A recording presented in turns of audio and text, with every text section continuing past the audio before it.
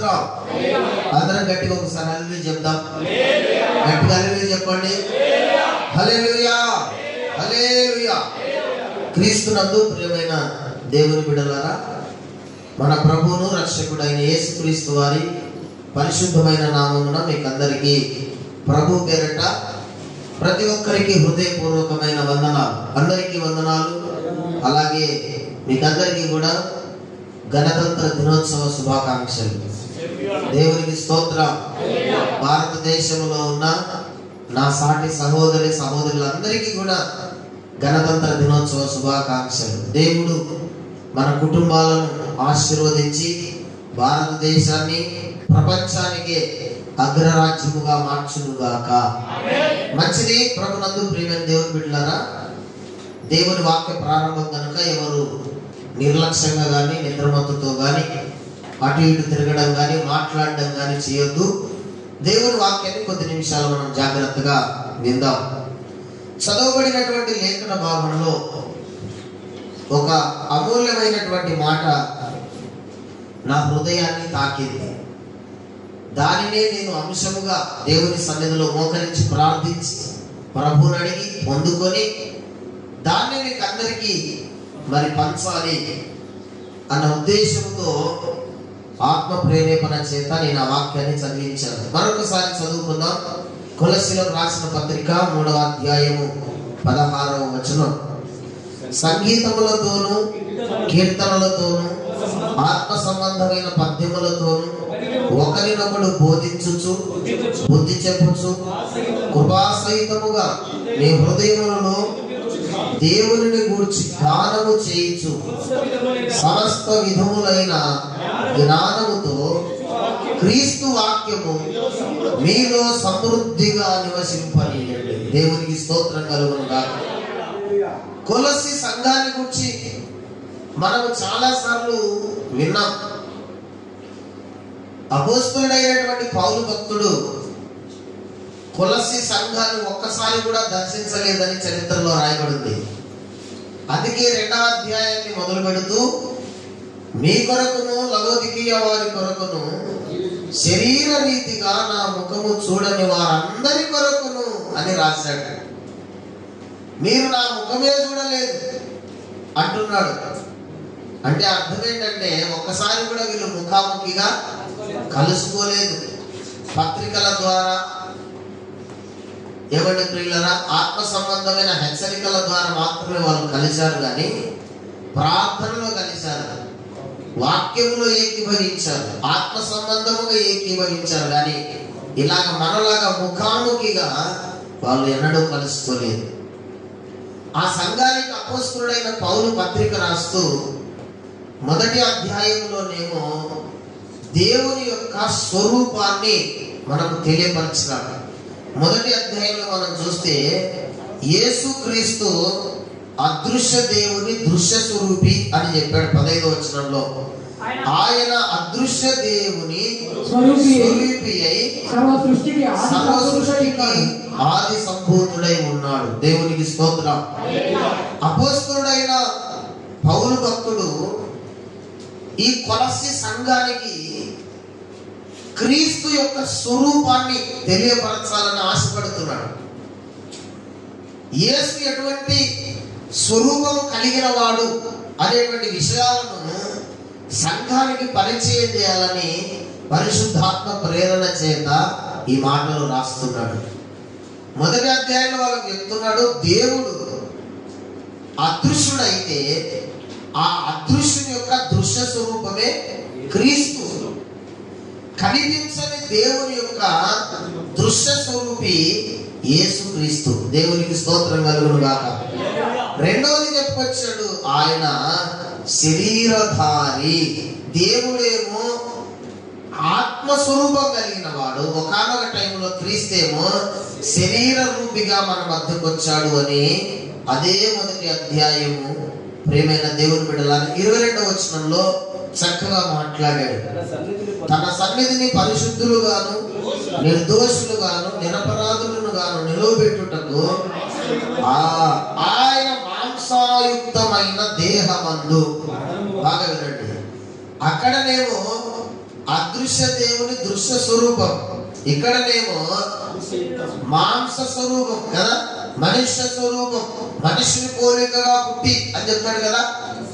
అదే విషయం చెప్తున్నాడు. మాంసాయుక్తమైనటువంటి రక్త మాంసములు కలిగిన వాడుగా దేవుడు ఒకానొక టైంలో భూమి మీదకి దిగి వచ్చినాడు. ఇప్పుడు మనం చదువుకున్న 3వ అధ్యాయం 16వ వచనంలో దేవుణ్ణి ఆయన వాక్య స్వరూపిగా పరిచయం చేస్తున్నాడు. దేవునికి స్తోత్రం కలుగును గాక. ఏమని పరిచయం చేస్తున్నాడు? వాక్య స్వరూపిగా పరిచయం చేస్తున్నాడు. సమస్త విధములైన జ్ఞానముతో క్రీస్తు వాక్యము మీలో సమృద్ధిగా నివసింపనీయండి. క్రీస్తు వాక్యము మీలో సమృద్ధిగా నివసింపనీయండి. జాగ్రత్తగా వినండి. మనము మనుషులం కాబట్టి ఇంటిలో నివసిస్తాం. అంటే మనకు ప్రాణం ఉంది, జీవం ఉంది, చలనం ఉంది. బాగా వినాలి. మనం మనుషులం. ఎవరో మనం మనుషులం, జీవము కలిగిన మనుషులం. ఈ బాటిల్కి జీవం ఉందా? ఈ మైక్ జీవం ఉందా? ఇవి నిర్జీవ వస్తువులు, మనమేమో జీవము కలిగిన వస్తువులం. దేవుడు సృష్టిలో కొన్నిటిని నిర్జీవ వస్తువులు గాను, కొన్ని జీవం కలిగిన వస్తువులు గాను చేశాడు. బాగా వినండి. వాక్యము మనలో నివసించాలని తండ్రి అయినటువంటి దేవుని యొక్క కోరిక. ఆ కోరికను, ఆ తలంపును పరిశుద్ధాత్మ దేవుడు అపొస్తలుడైన పౌలు తలంపులలో పెట్టి సంఘానికి రాయిస్తున్నాడు. ఏమంట? దేవుని వాక్యము మన హృదయములో నివసించాలి. దేవుని వాక్యం మన హృదయంలో నివసించాలి. అవును, దేవుని వాక్యం మన హృదయంలో నివసించాలంటే వాక్యానికి జీవం ఉండాలి కదా. వాక్యం మనలాగా కదిలేదై ఉండాలి కదా. అప్పుడే కదా అది మన హృదయాల్లో నివసిస్తుంది. నివసిస్తుంది అంటేనే దాంట్లో ప్రాణం ఉందని అర్థం. పలకండి అందరూ. ఏమని అర్థం? ప్రాణం ఉన్నదైతేనే జీవిస్తుంది, నివసిస్తుంది, ఉనికి కలిగి ఉంటుంది, చలనం కలిగి ఉంటుంది. ఇప్పుడు వాక్యము మన హృదయాలలో సమృద్ధిగా నివాసము చేయాలన్నది దేవుని చిత్తం. ఎందుకు అంటే వాక్యము మనలోన నివసించుట వలన ఆ వాక్యము యొక్క వ్యక్తిత్వాన్ని మనలో సంపూర్ణము చేయాలని దేవునికి స్తోత్రం కలుగును గాక. గట్టిగా చెప్పండి. జాగ్రత్తగా వినండి. మిస్ కావద్దు. అక్కడిక్కడ దిక్కులు చూడదు. జాగ్రత్తగా వినండి. నిత్యత్వంలో సృష్టి లేక ముందు, అసలు విశ్వంలో ఏమి చేయబడక మునుపు, దేవుని చేత నిర్మించబడక మునుపు దేవుడు ఉన్నాడు. దేవునితో పాటు ఒక నిత్య చీకటి కూడా ఉన్నది. ఇది మనం జాగ్రత్తగా గమనించాలి. దేవుడు ఉన్నాడు. దేవునితో పాటు విశ్వాంతరములో ఏమున్నది? నిత్య చీకటి ఉన్నది. నిత్య చీకటి తన వ్యక్తిత్వాన్ని వ్యక్తపరచుకోవడానికి అనేక సార్లు అది వెలుగై ఉన్నటువంటి దేవునిలో ప్రవేశించాలని చూసింది.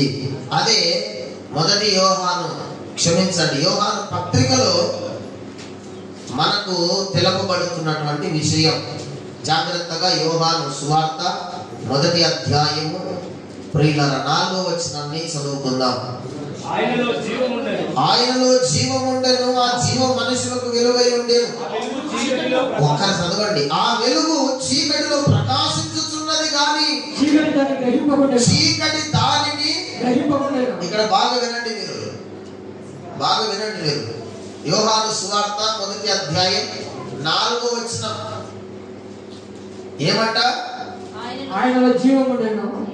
మీరు 5వ వచనాన్ని గమనిస్తే ఆ వెలుగు చీకటిలో ప్రకాశిస్తుంది కానీ చీకటి దానిని. వెలుగైనటువంటి దేవునిలోనికి చీకటి ప్రవేశించింది. ఎందుకంటే తన చీకటి యొక్క పరిపూర్ణతను ఆ వెలుగులో సంపూర్ణం చేసుకోవడానికి, వ్యక్తపరచుకోవడానికి ఎన్నో సార్లు దేవునిలోనికి ప్రవేశించింది అది. కానీ వెలుగైన దేవుడు ఆ చీకటిలో కూడా ప్రకాశిస్తూనే ఉన్నాడు. చీకటిని ఎంత మాత్రం కూడా తనలోనికి రావటానికి ఆయన ఒప్పుకోలేదు. ఒప్పున లేదు. దేవునికి స్తోత్రం కలుగును గాక. గట్టిగా చెప్పండి, గట్టిగా చెప్పండి. అప్పుడు చాలా సార్లు ప్రవేశించి ఓడిపోవడం, తన సంపూర్ణతను వ్యక్తపరచుకోలేనటువంటి ఆ నిత్య చీకటి బయటకు వచ్చిన తర్వాత తనకంటూ ఒక శరీరం కావాలి కాబట్టి తనను ఆహ్వానించి పిలుచుకున్నటువంటి లూసిఫర్లోనికి వెళ్ళి వాటిని సైతానుగా మార్చాడు. భూమి మీదకి వచ్చిన తర్వాత షార్ట్కట్ లో చెప్తున్నా, మీరు విశ్వ ప్రణాళిక చదవాలి. విశ్వ ప్రణాళిక చదవాలి, తర్వాత విశ్వ చరిత్ర చదవండి. విశ్వ ప్రణాళిక చదవకుండా విశ్వ చరిత్ర చదివితే అర్థం కాదు.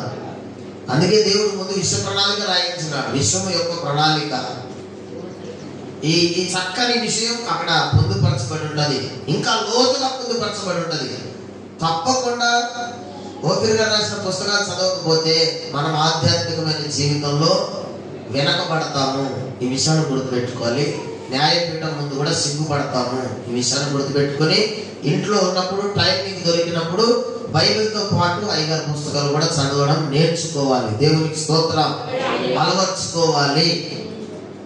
ఇక భూమి మీదకి వచ్చిన తర్వాత నిత్య చీకటి ఏదైతే లూసిఫర్లోనికి వచ్చిందో తన యొక్క చీకటి ప్రభావాన్ని అంతటిని కూడా లూసిఫర్లోన వ్యక్తపరచుకుంది. అందుకే వాడు కూడా ఒకప్పుడు వెలుగే కదా, లూసిఫర్ కూడా వెలుగే.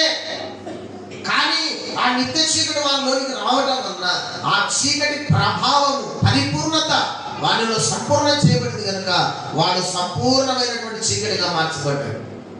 దేవుడేమో వెలుగు, వీడేమో చీకటి. అందుకే వాడు దేవుడి దగ్గర నివసించే స్థానం వాడికి లేక దేవుడు వాడిని ఆకాశంలో విశ్వాంతరాల్లో తరిమి కొడితే వాడు భూమి మీద పడి భూమి మీద నుంచి భూమి కింద ఉన్న పాతాళ లోకంలో పడిపోయి పాతాళ లోకంలో ఒక రాజ్యాన్ని ఏర్పాటు చేశాడు. పాతాళము అనేది ఒక రాజ్యం, పాతాళం అనేది ఒక పెద్ద రాజ్యం అన్నమాట. ఆ రాజ్యానికి అధిపతి ఎవరు? అపవాదే. వాడి అక్కడ కింగ్, వాడికి అక్కడ సింహాసనం ఉంది, వాడికి అక్కడ ఒక రాజ్యం ఉంది. అది మీకు ఇంకా బాగా అర్థం కావాలంటే సాతాను అనుచరులు కొంతమంది ఉన్నారు కదా, వాళ్ళ హిస్టరీ కూడా మీకు గూగుల్లో దొరుకుతుంది. గూగుల్లో దొరకని హిస్టరీ లేదు. మీరు బాగా ముందు మీకు చదవాలని ఆశ ఉండాలి, నేర్చుకోవాలని ఆశ ఉండాలి. కానీ మీకు తప్పకుండా ఏ సమాచారమైనా గూగుల్లో దొరుకుతుంది. దేవునికి స్తోత్రం కలుగును గాక. దేవుడు తన పిల్లలకు రాజ్యం సిద్ధపరుస్తున్నట్టుగా సాతాను కూడా తన పిల్లల కొరకు రాజ్యం సిద్ధపరుస్తున్నాడు. అందుకే దేవుని నమ్ముకుంటే ఏ బెనిఫిట్స్ ఉన్నాయో సైతాన్ని నమ్ముకుంటే కూడా అవే బెనిఫిట్స్ ఉన్నాయనేది వాళ్ళ విశ్వాసం, ప్రతిపాదన, సాతాను అనుచరుల యొక్క ప్రతిపాదన అన్నమాట. కాబట్టి అవన్నీ తర్వాత కాలిపోతాయని వాళ్ళకి తెలియక వాళ్ళు వాటిని వెంబడిస్తున్నారు. చీకటికి ఒకానొక దినం నిత్య నరకాగ్ని దండాలు ఉంటుంది అని దాన్ని మరుగు చేశాడు అపవాది. వాళ్ళని అలాగే డైవర్ట్ చేశాడు. వాళ్ళకు కావలసినవి దొరుకుతున్నాయి కాబట్టి వాళ్ళు దాన్ని వెళ్ళిపోతున్నారు. ఇక్కడ ఆపోజిట్ ఉంది కాబట్టి ఇక్కడ రాలేకున్నారు. అందుకే దీన్నేమో ఇరుకు మార్గం అన్నారు, దాన్నేమో విశాల మార్గం అన్నారు. దేవునికి స్తోత్రం కలుగును గాక. దేవునికి స్తోత్రం. భూమి మీదకి వచ్చిన తర్వాత కూడా అపవాది యేసుక్రీస్తు లోపలికి కూడా ఎంటర్ కావాలని చూసింది. యేసయ్యను వశపరుచుకొని యేసయ్యను ఒక్కడిని కనుక తన లక్షణాలతో నింపుకుంటే ఇక విశ్వంలో వారికి తిరుగులేదు.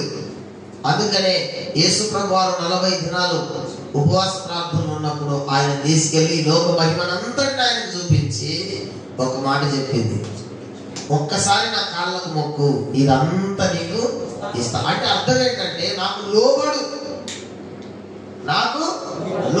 లొంగిపో, నువ్వు కూడా నా సైన్యంలో చేరిపో, నువ్వు కూడా నా ఫాలోవర్గా,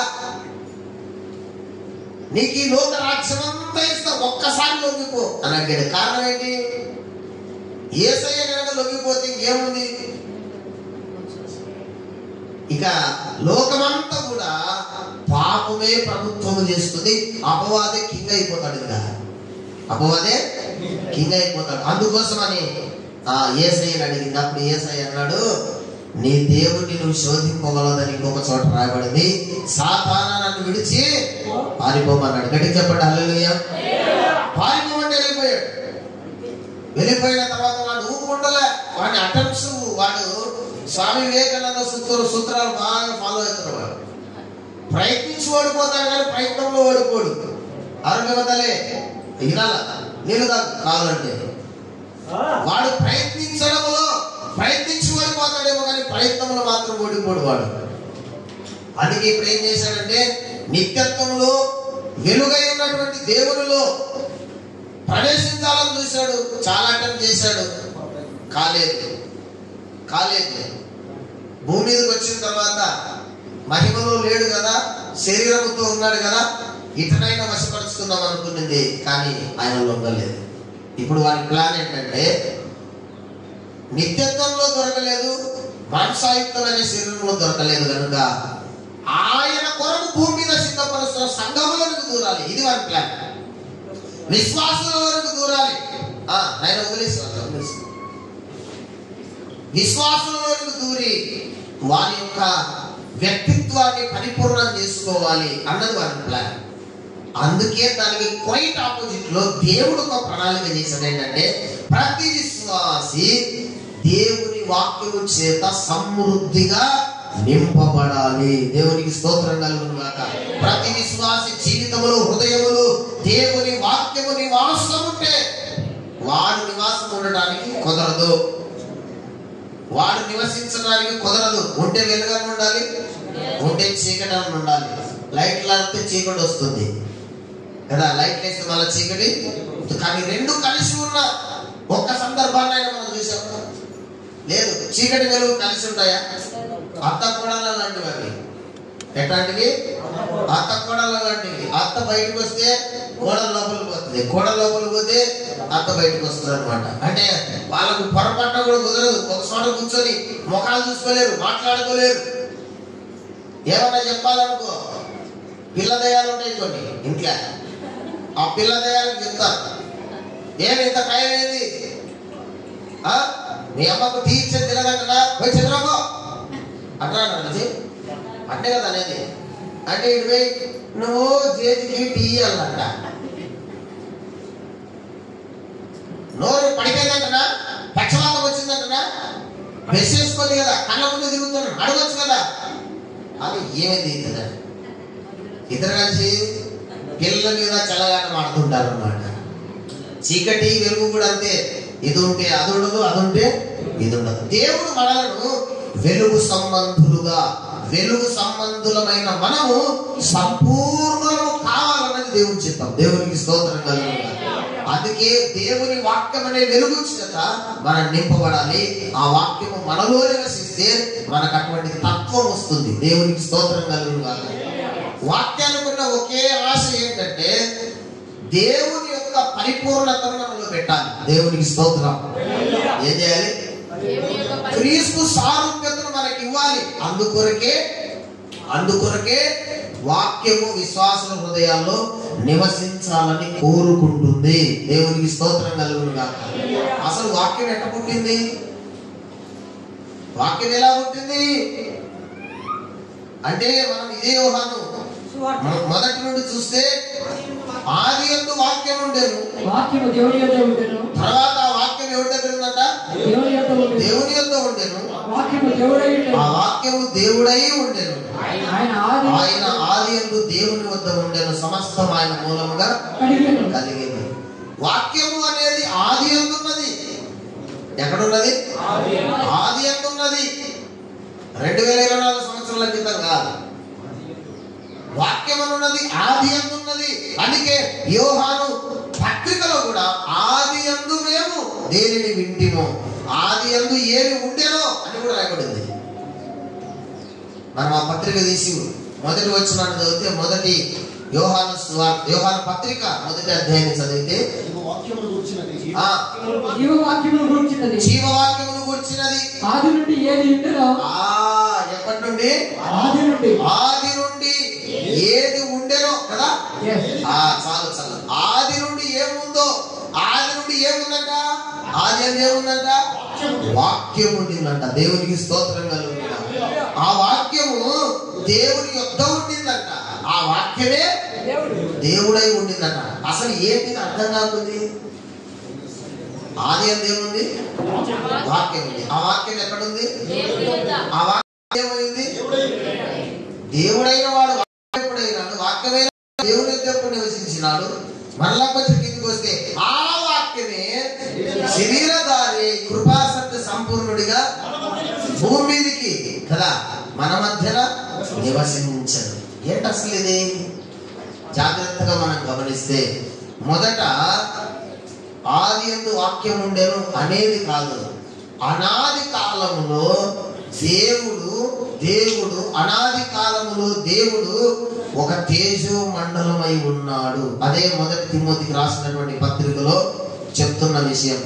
యోహాను సువార్తలో ఉన్న వాక్యమేమో ఆది యందు ఉన్నది. తిమోతి పత్రికలో చెబుతున్నదేమో అనాది కాలములో ఉన్నది. 3వ అధ్యాయం 16వ వచనం. మొదటి 6:16 మొదటి తిమోతి 6:16 సమీపింపరాని తేజస్సులో ఆయన మాత్రమే వసించుచు అమరత్వం గలవాడై ఉన్నాడు. మనుషులలో ఎవడును ఆయనను చూడలేదు, ఎవడును చూడనేరడు. దేవునికి స్తోత్రం కలుగును గాక. ఆయనకు ఘనతయు శాశ్వత ప్రభావమును కలుగుయుండును గాక. ఆమేన్. దేవునికి స్తోత్రం చెప్పండి. సమీపించరాని తేజస్సు ఒకటి ఉంది. అది అనాదిది. ఆది కాదు, అనాది కాలం. ఎప్పుడు కాలం అది? అనాది కాలంలో సమీపించరాని తేజస్సులో దేవుడు ఉన్నాడు. ఆ దేవుణ్ణి ఆయన కలగజేసిన దేవదూతలు కూడా చూడలే. కలుగజేసిన దేవదూతలు కూడా చూడలే. ఆయన ఒక తేజ మండలం స్వరం వినబడుతుంది, వ్యక్తి ఏమో కనపడుతున్నాడు. చాలా సార్లు అడిగారు దేవదూతలు, అయ్యా మేము ఎలా పుట్టాము, నువ్వేమో మాట్లాడుతున్నావు, మేము వింటున్నావు, మాకు తండ్రి అంటున్నావు, తండ్రి అయితే పిల్లలకు కనపడడా అని ఎన్నోసార్లు దేవదూతలు అడిగితే ఆయన చెప్పిన మాట ఏంటంటే, మీరు నన్ను చూడరు, చూడలేరు, నన్ను చూస్తే ఎవరు బ్రతకరు అని చెప్పాడు. నిరాశపడ్డారు. ఏంటి?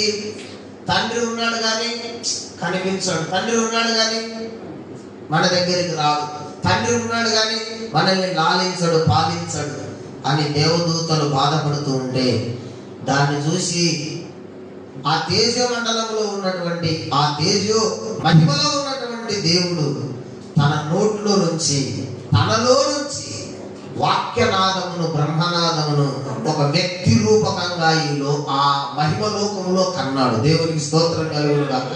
హల్లెలూయా. నోరు తెరిచాడంటే నోటి నుంచి మాట్లాడుతుండగా ఆ మాటయ్యే ఒక నాదమై ముందుకొచ్చి ఒక వ్యక్తిత్వ రూపము దాల్చి ఆయన ముందు నిలబడింది. దేవునికి స్తోత్రం కలుగును గాక. అప్పుడు నెరవేరింది ఈ మాట. ఇదే మొదటి తిమోతి పత్రిక 3వ అధ్యాయం. ప్రేమ దేవుని బిడ్డలారా, 16వ వచనంలో భక్తిని గురించి మాట్లాడుతూ చెప్తున్నాడు. నిరాక్షేపముగా దైవ భక్తిని కూర్చున్న మర్మము గొప్పదై ఉన్నది. ఆయన శరీరుడుగా భూలోకములో ప్రత్యక్షమాయను. ఆత్మ విషయమై నీతి పరుడను భూలోకములో తీర్పు పొందెను. కానీ నిత్యత్వములో దేవదూతలకు ఆయన కనబడెను. దేవునికి స్తోత్రం కలుగునుగా. అర్థమవుతుంది అనుకుంటా. పైన చదవబడిన 2 లైన్స్ భూమికి సంబంధించినవి, భూలోకానికి సంబంధించినవి. దేవదూతలకు కనపడను అనేది కీర్తనల గ్రంథం 2వ అధ్యాయం 7వ వచనంలో రాయబడిన ప్రవచనము నెరవేరినప్పుడు వాళ్ళు చెప్పిన మాట అది. ఎక్కడి నుంచి వచ్చావు? దాంట్లో నుంచి వచ్చావేంటి? ఇంతవరకు దానిలో ఎవరు రాలేదు, దాన్ని కోరుకోలేదు. ఆ లోపల నుంచి వచ్చాడు. వచ్చి ఆయన అన్నాడు, నేను మీ అందరికీ పెద్దన్నని. ఆయన మన తండ్రి, ఆయన మనం చూడలేం కాబట్టి నన్ను పంపించాడు. నన్ను చూస్తే మీరు ఆయన చూసినట్టే. దేవునికి స్తోత్రం కలుగును. నన్ను చూస్తే మీరు అందుకే ఫిలిప్పుతో యేసయ్య అన్నాడు. ఏమన్నాడు? తండ్రిని చూస్తుంది అన్ని తండ్రి అంటున్నాయా? తండ్రి ఎక్కడ ఉన్నాడంటే ఫిలిప్పుతో ప్రభు ఏమన్నాడు? ఫిలిప్పు, ఇంతకాలంలో నన్ను వెంబడిస్తున్నావు, నన్ను చూసిన వాడు తండ్రిని చూసినట్టే. దేవునికి స్తోత్రం కలుగును. దేవత్వము యొక్క సర్వ పరిపూర్ణత ఎవరిలో ఉంది? దేవత్వము యొక్క సర్వ పరిపూర్ణత క్రీస్తులో ఉంది. ఇది యేసు ప్రభువును ప్రవక్త అనే వాళ్ళు, యేసు ప్రభువుని కేవలం దేవుని దూత అనే వాళ్ళు తెలుసుకోవాల్సిన విషయం. దేవత్వం యొక్క సర్వ పరిపూర్ణత క్రీస్తులోనే ఉంది. దేవునికి స్తోత్రం కలుగును గాక. హల్లెలూయా. ఆయన అన్నిటికీ ఆది సంభూతుడు. అన్నిటికీ ఆది సంభూతుడు. ఆయన ఆది అయిన వాడు. ఆయన అన్నిటికీ ప్రారంభం. పునాదిరా చేసింది ఆయనే, భూమి పూజ చేసింది ఆయన. ఇక్కడ వినండి, ఎవరు? యేసుక్రీస్తు. మూలరాయి వేసిన వాడు ఎవరు? ఆయనే. తండ్రి అయిన దేవుడు తేజమండలం ఉంటాడు. ఆయన ఏం పని చేయలేదు, శుభ్రం కూర్చొని ఉన్నాడు.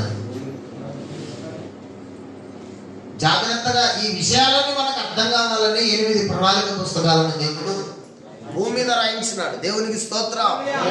అటుకి చెప్పండి హల్లెలూయా. ఎంతమంది చదివినారు విశ్వ ప్రణాళిక? ఎంతమంది చదివినారు దేవుని విశ్వ ప్రణాళిక? ఎంతమంది చదివినారు? మిగిలిన వాళ్ళు ఏమైనారు? మిగిలిన వాళ్ళు ఏమైనారు? చదవలేదా? అందరూ తప్పకుండా చదవాలి. దేవునికి స్తోత్రం కలుగుతుంది. చదవకపోతే మీ ఇష్టం, బహుమతులు మీరే కోల్పోతారు. స్కూల్లో బాగా చదువుకుంటే మంచి మార్కులు వస్తే మంచి ఉన్నతమైన విద్య పాస్ అవుతాం. ఉన్నతమైన విద్య చదువుకొని మంచి ఉద్యోగం వస్తుంది. చదవను నాకెందుకు అనుకుంటే ఫెయిల్ అయిపోతావు, బరగొడ్లు వేయడానికి పోతావు. ఆధ్యాత్మికంగా కూడా అంత వెనకబడతావు. నీకన్నా వెనకొచ్చిన వాళ్ళు ముందుకు పోతుంటారు, నువ్వేం వెనక్కిపోతుంటావు. పొట్టిగా ఉంటారు కొంతమంది ఊర్లలో. వాళ్ళని ఏమంటారంటే పుట్టేతోడికి అన్న, పెరిగేతోడికి తమ్ముడు అంటారు. సామెత మీకు తెలిసి ఉంటుంది. పుట్టేటోడికి ఏమో వీడు అన్ననే, కానీ పెరిగేటోడికి మాత్రం తమ్ముడే. పొట్టిగా ఉంటాడు, ఇంతే ఉంటాడు. వానికన్నా వెనక పుట్టినోళ్ళు వానికన్నా ఇటు పెరిగింటారు. దేవునికి స్తోత్రం. ఆధ్యాత్మికంగా చాలా మంది ఏళ్ల సంవత్సరాల నుంచి రక్షణలో ఉన్నారు, కానీ పుడుతున్న వాళ్ళకి అన్నలు, పెరుగుతున్న వాళ్ళకి కాలమును బట్టి చూస్తే మీలో అనేకులు బోధకులై ఉండవలసింది. ఇంకా క్రీస్తును కూర్చున్న మూలోపదేశములు ఒకడు మీకు బోధింపవలసి వచ్చిన మర్మాలు కాదు, మూలోపదేశములు బోధించాల్సి వస్తుంది. మూల ఉపదేశాలు లోక సంబంధమైన, లోకంలో ఉన్న మూలపాఠాలు, దైవికంగా ఉన్న మూలపాఠాలు ఇంకా వేరే వాళ్ళ ద్వారా మీరు వింటున్నారు. కానీ కాలమును బట్టి చూస్తే మీరు ఈ పాటికి బోధకులు కావాలి, బోధకురాళ్ళు కావాలి, సువార్థికులు కావాలి, సంఘ పరిచారకులు కావాలి. కానీ అదే చెప్తున్నా, స్థూలకాయత్వం. పుట్టేటోడికి అన్న, పుట్టేటోడికి అక్క, పెరిగేటోడికి తమ్ముడు, పెరిగేదాలకు చెల్లెలు అయిపోతుంది పరిస్థితి. వయసురాలే, ఆధ్యాత్మికమైన వయసురాలే. చాలా మందికి ఇంకా గొప్పలు చెప్పుకుంటున్నాం. 20 ఏళ్ళు 30 ఏళ్ళు అయింది మేము రక్షణ పొంది బాప్తిసం తీసుకొని సంఘానికి వెళ్ళబట్టి మాకు సత్యం దొరికి ఇంతకాలమైంది అంటున్నాం. కానీ ఆ సత్యములో మనం ఎంత నిలబడ్డాం అన్నది ప్రాముఖ్యమైన విషయం. దేవునికి స్తోత్రం కలుగుగా.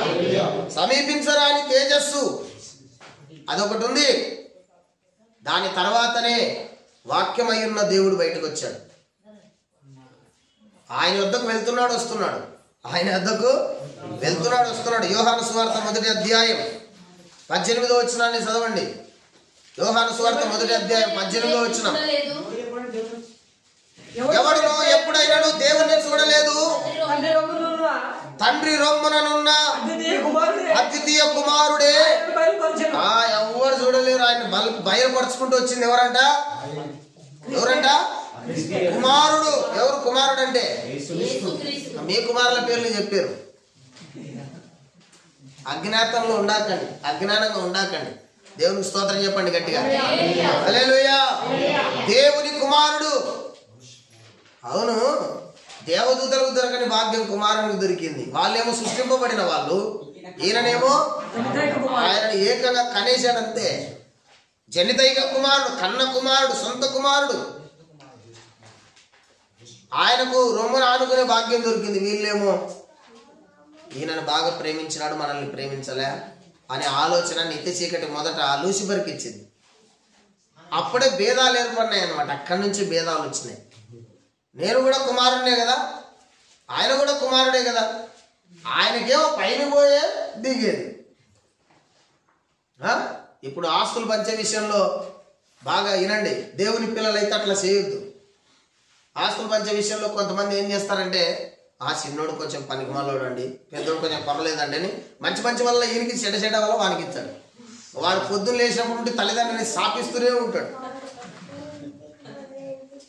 వాడు కొడుకే నేనే కొడుకున్నాం కదా, మంచి మంచి వల్ల వానికి ఇచ్చి డొక్కువి పనికిరానివి నాకు ఇచ్చిన. ఇదే ఇదే ఆ అంశం, ఇదే విషయమే పైన కూడా గొడవ జరిగింది. నువ్వేమో పోతావు లోపలికి మళ్ళీ వస్తావు, నువ్వు లోపలికి పోతావు మళ్ళీ వస్తావు, ఆయనను చూస్తున్నావు, మేము స్వరం ఒక్కటే వింటున్నాం, పోకుండా రాకు. ఏం పరిస్థితి? ఇంత తండ్రి అయిన దేవునికి ఇంత విభేదమా, ఇంత పక్షపాతమా అని ఆ దేవదూతల్లో 1/3% 3/3 అందరికీ ఈ అబద్ధాన్ని నేర్పించినారు. దేవుని పిల్లలు కూడా గుర్తుపెట్టుకోవాలి. చాలాసార్లు సంఘంలో మనం కూడా అటువంటి స్వభావాన్ని కొన్నిసార్లు అపవాది మన మనసులో కూర్చోడానికి ప్రయత్నం చేస్తాడు. చూసినావా, దైవజనుడు వాళ్ళని ఎక్కువ ప్రేమిస్తాడు, మనల్ని అసలు పట్టించుకుంటాడా? ఇదంతా సైతాను మనస్తత్వం అనమాట. ఇది వాడు మన మనసులో ఆ ప్రేరేపణ కలిగిస్తాడనమాట. దాని పొరపాటున ఎవరు రాలేదు, దాని పొరపాటున ఎవరు రాలేదు. వాడు రానిచ్చినాడు కాబట్టే వాడు వానితో పాటు ఉన్న సైన్యం ఇప్పుడు పాతాళ లోకంలో ఉంది. దేవుని పిల్లలు ఎవ్వరు కూడా అటువంటి ఆలోచనలు మనస్సులోనికి రానియకూడదు. దేవునికి స్తోత్రం కలుగుతుంది. కుమారుడే బయలుపరుస్తున్నాడు, ఆ కుమారుడే లోపల నుంచి వచ్చాడు, ఆయనే వాక్యం. ఆ వాక్యం దేవుని వద్ద ఉంది.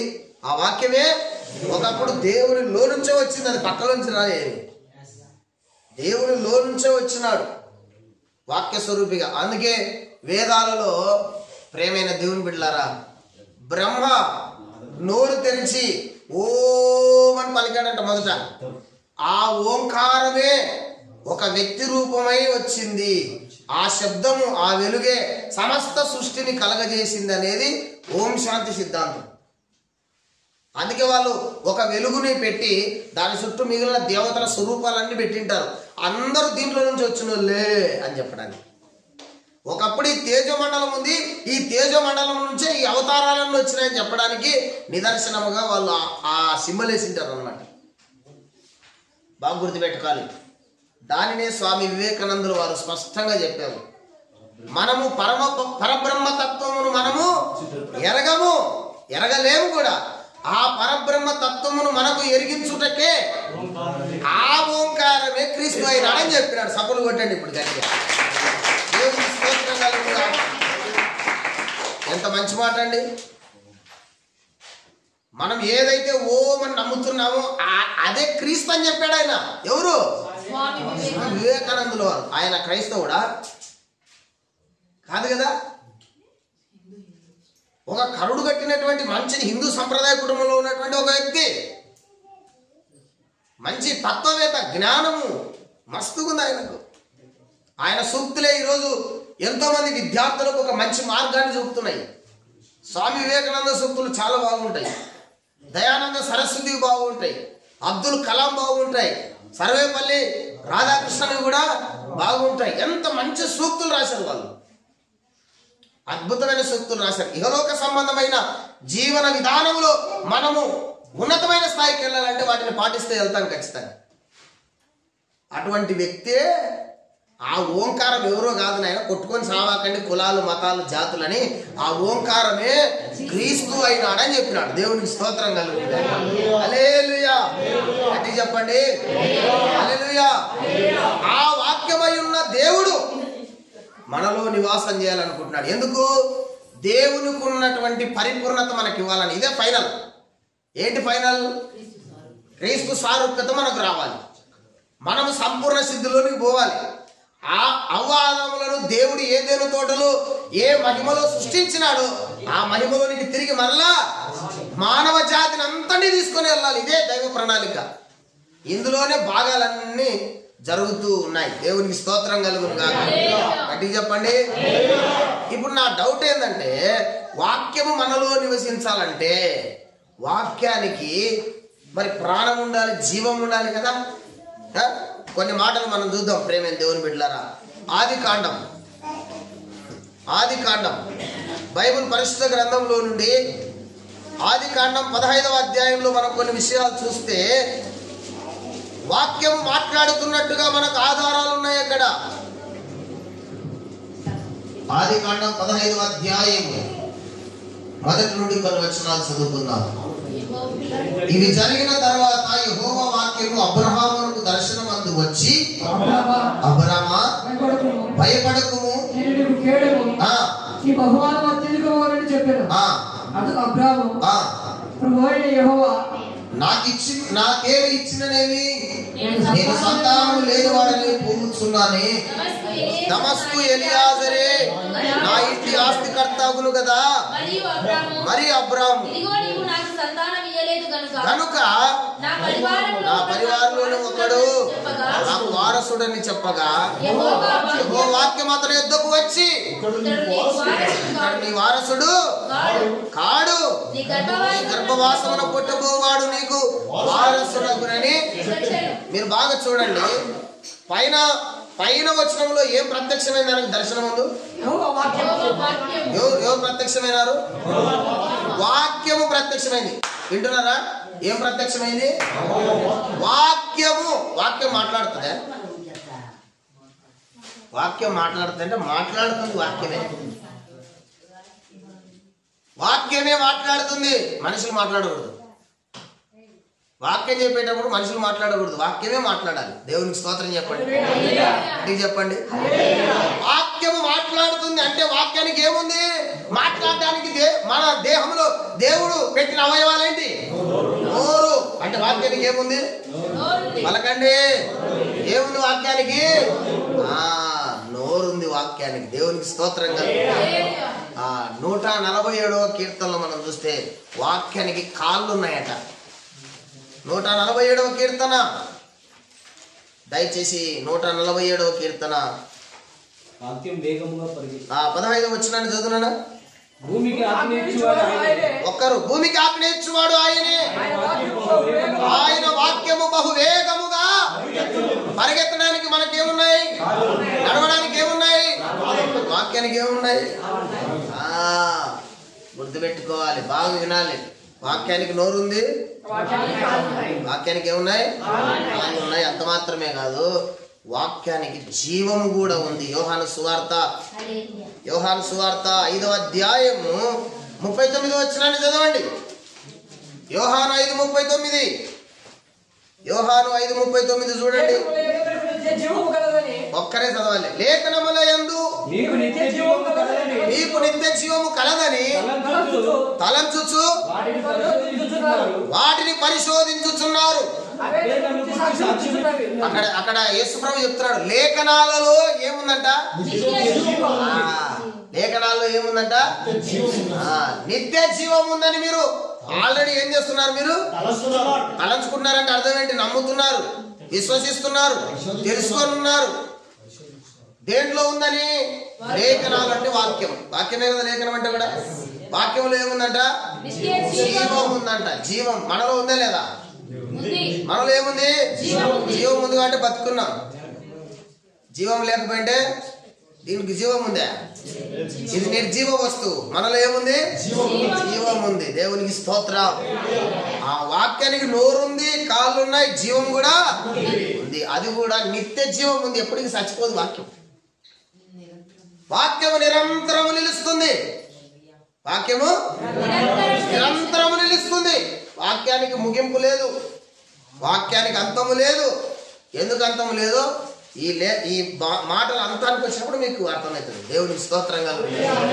ఏముంది వాక్యానికి? ఫస్ట్ నోరుంది, మాట్లాడుతుంది నోటితో కదా. రెండోది పరిగెడుతుంది వేగంగా. ఏంటి? మనం అపోస్తల కార్యంలో చూస్తే దేవుని వాక్యము ప్రబలమై విస్తరిస్తుంది, పరుగులెత్తుతుంది. మనకంటే ముందు పరిగెత్తగలదు వాక్యం. పరిగెత్తుతుంది. కాళ్ళు ఉన్నాయి, వాక్యానికి కాళ్ళు ఉన్నాయి. ఇక్కడ మనం చూసిన మాటలు ఏముంది? నిత్య జీవం ఉంది. జీవమే కాదు, నిత్యము నివసించే జీవం ఉంది వాక్యానికి. తిమోతి పత్రికలో చూస్తే శక్తి కూడా ఉందంట. అది విషయం నాన్న. చూడండి దయచేసి ప్రేమైన దేవుని బిడ్డలారా, 2వ తిమోతికి రాసినటువంటి పత్రిక 3వ అధ్యాయం 14-15 వచనాన్ని 14-15 కలిసి ఉన్నాయి, చదువుదాం. క్రీస్తు యేసునందు ఉంచవలసిన విశ్వాసము ద్వారా దేవి వినాలను వాక్యం వాక్యం అడుగుతా మళ్ళా. రక్షణార్థమైన జ్ఞానము నీకు కలిగించుటకు శక్తిగల పరిశుద్ధ లేఖనములను నీవు బాల్యం నుండే దేవునికి స్తోత్రం చెప్పండి. ఏమంటే బాల్యం నుండే ఏం తెలుసాడ తిమోతికి? లేఖనాలు తెలుసు. ఎవరు చెప్పినారు? వాళ్ళమ్మ చెప్పింది. వాళ్ళమ్మకి ఎవరు చెప్పినారు?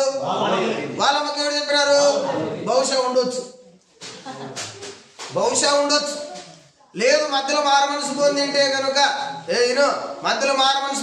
కనుక దేవుడే చెప్పిండొచ్చు. అంతే కదా? అంతేనా కదా? అంతే. సింపుల్ చెప్పాలి అంతే. దేవునికి స్తోత్రం కలుగును గాక. మనకు తిమోతి గురించి బాగా తెలుసు. తిమోతికి ఉపదేశం చేసింది వాళ్ళమ్మ కదా. తిమోతి వాళ్ళ నాయననేమో గ్రీసు దేశస్తుడు, వాళ్ళమ్మనేమో ఇప్పుడు చెప్పరు యూదురాలు. వాళ్ళమ్మనేమో యూదురాలు, వాళ్ళ నాయననేమో గ్రీసు దేశస్తుడు. అంటే అన్యులు వాళ్ళు. యూదులంటే ధర్మశాస్త్రం కలిగిన వాళ్ళు, దేవుణ్ణి కలిగిన వాళ్ళు, దేవుణ్ణి ఎరిగిన వాళ్ళు, ఆత్మీయులు అని చెప్పాలి. అంటే అన్యుణ్ణి చేసుకుని అనుకుందాం బహుశా కదా, అన్నుడే కదా. వాళ్ళిద్దరికి కుమారుడు పుట్టాడు తిమోతికి మంచి ఉపదేశం చేసింది వాళ్ళమ్మ. తల్లిదండ్రులు పిల్లలకు ఉపదేశం చేయాలి. ఉపదేశం చేయకుండా పెద్దగా అయినాక ఎందుకు పుట్టినావు అంటే అసలు నువ్వు ఎందుకు పుట్టినావు అంటాడు వాడు చిన్నగా ఉన్నప్పుడే నువ్వు వారికి ఉపదేశం చేయకుండా పెద్దగా అయిన తర్వాత వాడు చేసే తప్పులను బట్టి ఎందుకు పుట్టినావు నువ్వు అంటే అసలు నువ్వెందుకు పుట్టినావు అంటే వాడు ఖచ్చితంగా అంటాడు. ఈ కాలం మామూలు పిల్లలు కాదు. అసలు నువ్వెందుకు పుట్టినావు అంటాడు వాడు ఖచ్చితంగా. నువ్వెందుకు పుట్టినావు నేను అందుకే పుట్టినా. అందుకే చిన్నతనంలోనే బాల్యంలోనే పిల్లలకు తల్లిదండ్రి ఉపదేశం చేయడం నేర్చుకోవాలి. దేవుని యందు భయభక్తులు నేర్చుకోవాలి. దేవునికి స్తోత్రం కలుగుతుంది. మనకు తార్కాణం ఎబ్బేజే కదా. ఎబ్బేజ్కి అంత వేదనా కాలంలో కూడా మీరు చూడండి, వేదనా కాలంలో కూడా వేద పాఠశాల ఎబ్బేజుది. వేదన కాలంలో వేద పాఠశాల. వాళ్ళమ్మకు భయంకరమైన దుఃఖంలో పుట్టాడు. ఎవరు? ఎబ్బేజు, వేదనా పుత్రుడు కదా. ఎబ్బేజు కడుపులో పడినప్పుడు వాళ్ళ నాన్న చెప్పండి గుర్తుదా? ఎబ్బేజు పుట్టిన టయానికి శోక సందర్భంలో ఉంది వాళ్ళమ్మ. అంటే ఏడుపులో ఉంది, భయంకరమైన బాధలో ఉంది. ఆ బాధ పుట్టినోడు ఊరుకుంటాడా? వాళ్ళ సహోదరుల కంటే కూడా వీళ్ళు కొంచెం తెలియపడ్డాడు. అమ్మా దేవుడు ఎవరు, దేవుడు ఎలా ఉంటాడు అని తల్లిని ప్రశ్నలు అడుగుతుంటే అమ్మ ఉపదేశం చేసిన ఆ స్థితిలో ఆమె అనుకునేటది, ఈ బాధలు ఈ కష్టాలు ఎందుకు లేరు దేవుని సంగతి లేదు మంచి చెప్పారు. ఆమె క్యాజువల్ గా చెప్పిందేమో అవే సీరియస్ అయినాయి భవిష్యత్తులో. అవే సీరియస్ అయినాయి. నాకు ఒకటి అర్థం కాని విషయం ఏంటంటే, అర్థమైంది కానీ అర్థమైనట్టు అర్థమైంది ఏంటంటే, పురుషులు సీరియస్ గా చెప్పిన విషయం ఆడవాళ్ళు సిల్లిగా తీసుకుంటారు, స్త్రీలు సింపుల్ గా తీసుకుంటారు. మనం ఎంత సీరియస్ చెప్పినాం అనుకో వాళ్ళు సింపుల్ గా తీసుకుంటారు. మనం సింపుల్ గా చెప్పిన విషయాన్ని వాళ్ళు చాలా సీరియస్ గా తీసుకుంటారు.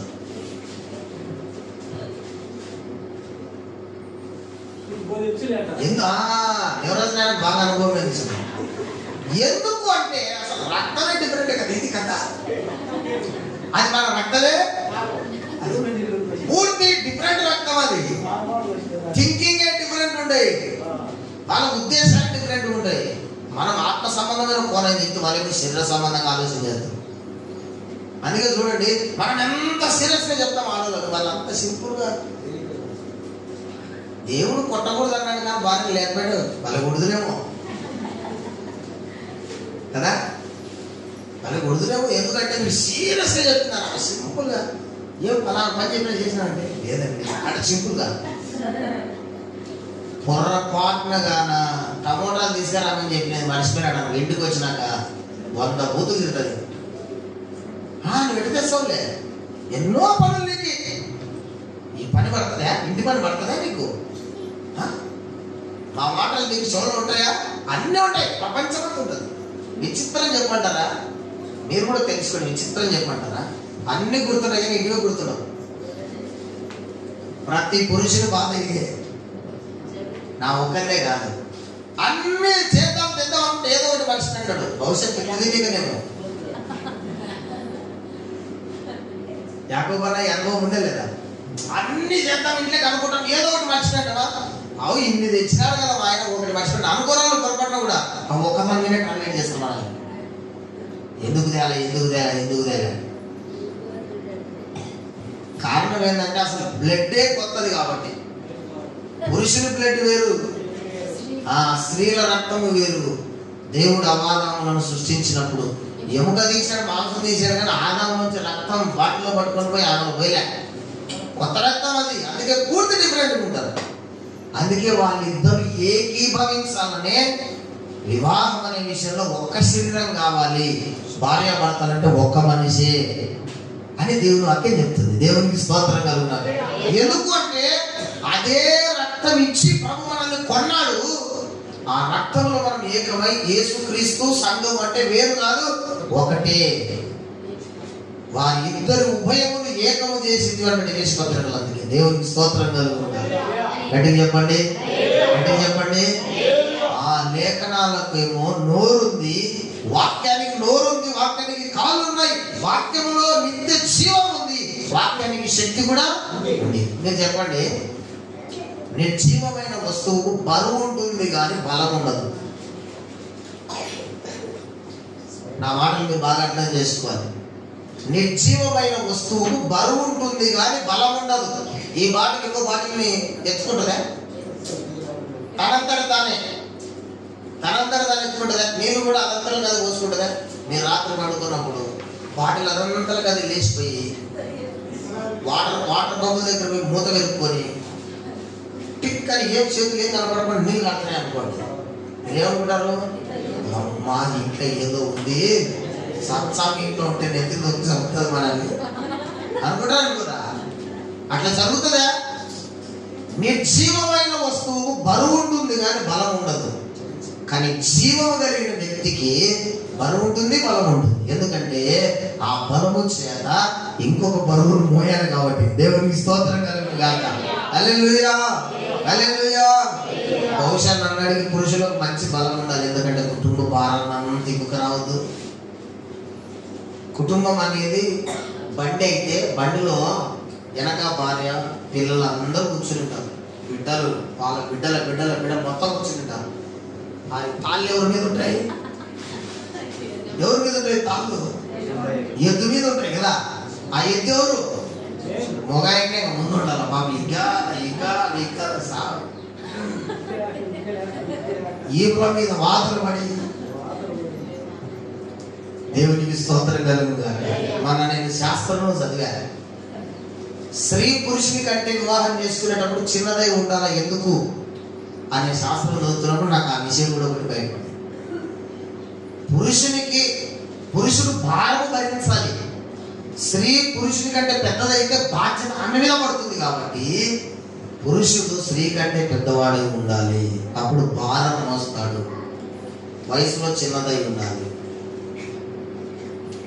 అందుకే ఆదామును సృష్టించిన తర్వాతనే దేవుడు అవని అవునా కదా.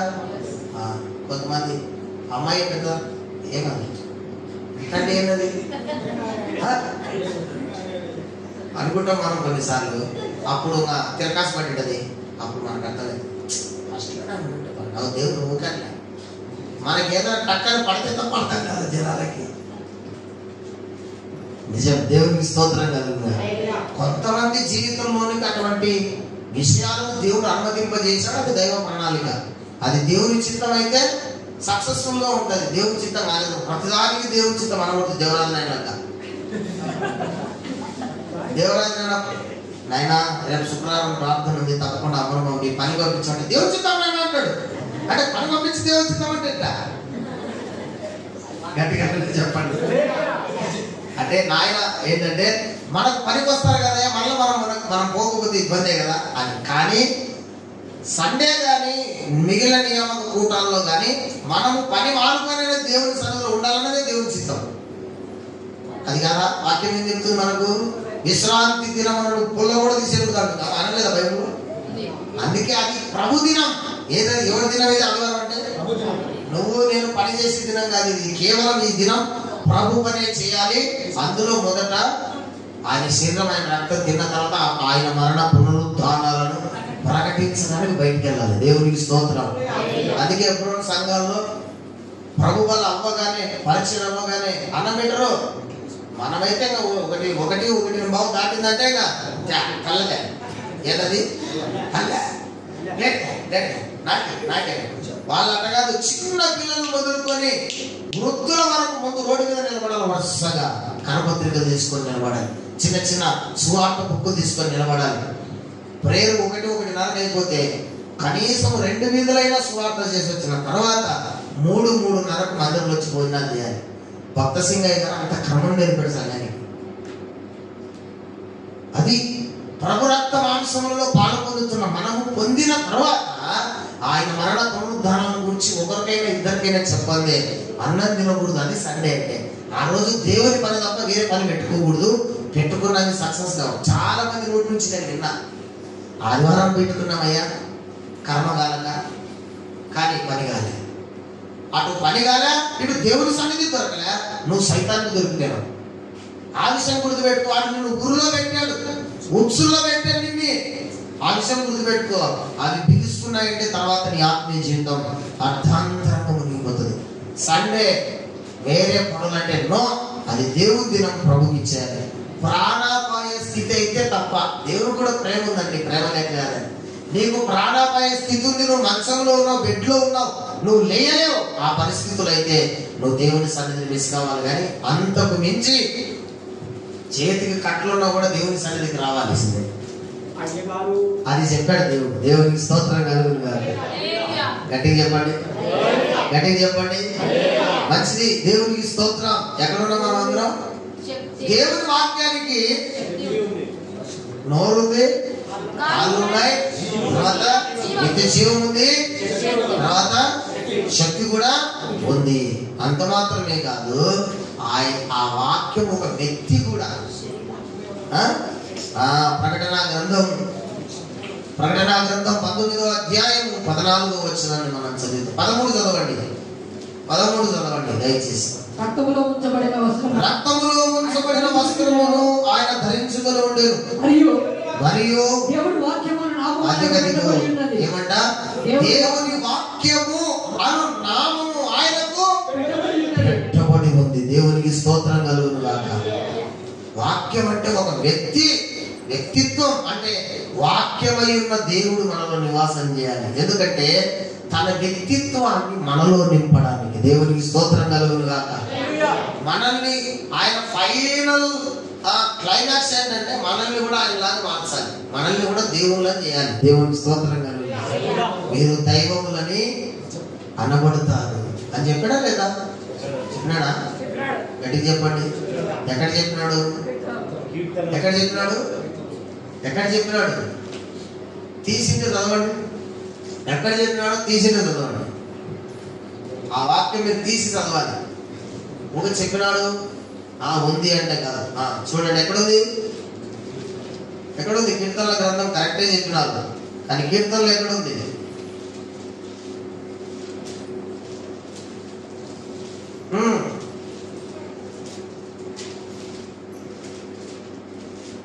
బైబిల్ స్టడీ ఇంటి దగ్గర బైబిల్ స్టడీ చేయడం లేదా? Very good. 82వ అధ్యాయం 6వ వచనం చక్కగా రాయబడింది. మీరు దైవములనియు మీరందరూ సర్వోన్నతుని కుమారులనియు నేనే సెలవిచ్చుచున్నాను. దేవునికి స్తోత్రం కలుగును. ముందు మనం ఎవరమంట? దైవములు. మీరు దైవములనియు సర్వోన్నతుడైన దేవునికి మీరు కుమారులు.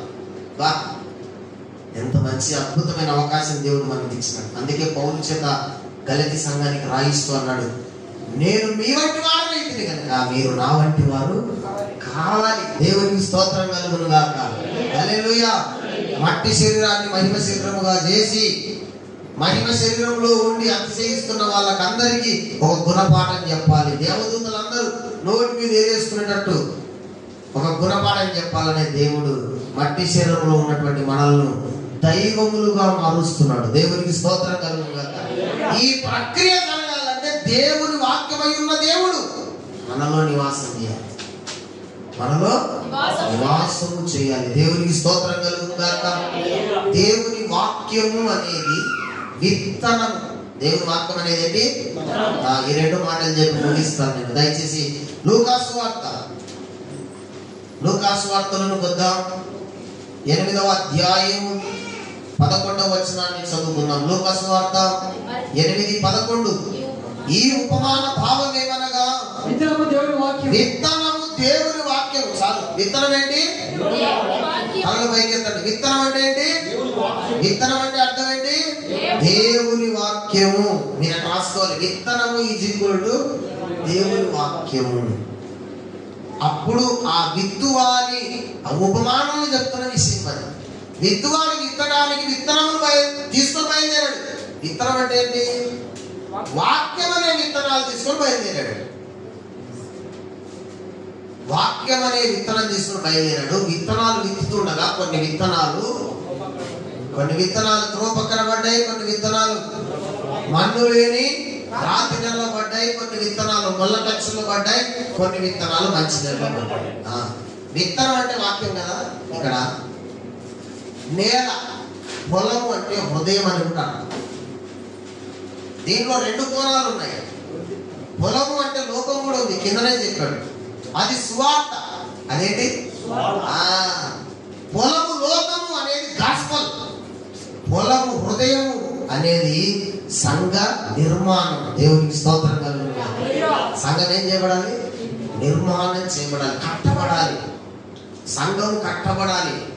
ఆత్మ సంబంధమైన బలులు అర్పించడానికి ఆత్మ సంబంధమైన మందిరముగా మనం అందరం కట్టబడుతున్నాం అన్నాడు పేతురు పత్రికలో కదా. కట్టబడుతున్న వాళ్ళ మనం కట్టబడాలి. పరిశుద్ధమైన దాని మీద మనల్ని మనం కట్టుకోవాలి. కట్టుకుంటున్న ఈ క్రమంలో వాక్యం అనే విత్తనాలు మనకు చాలా అవసరం. సుమా, ఈ 2 మాటలు ఏంటంటే ఇవే మనలో చాలా చేంజ్ తీసుకొస్తాయి. వాక్యం అనేది విత్తనము, నేల అనేది హృదయం.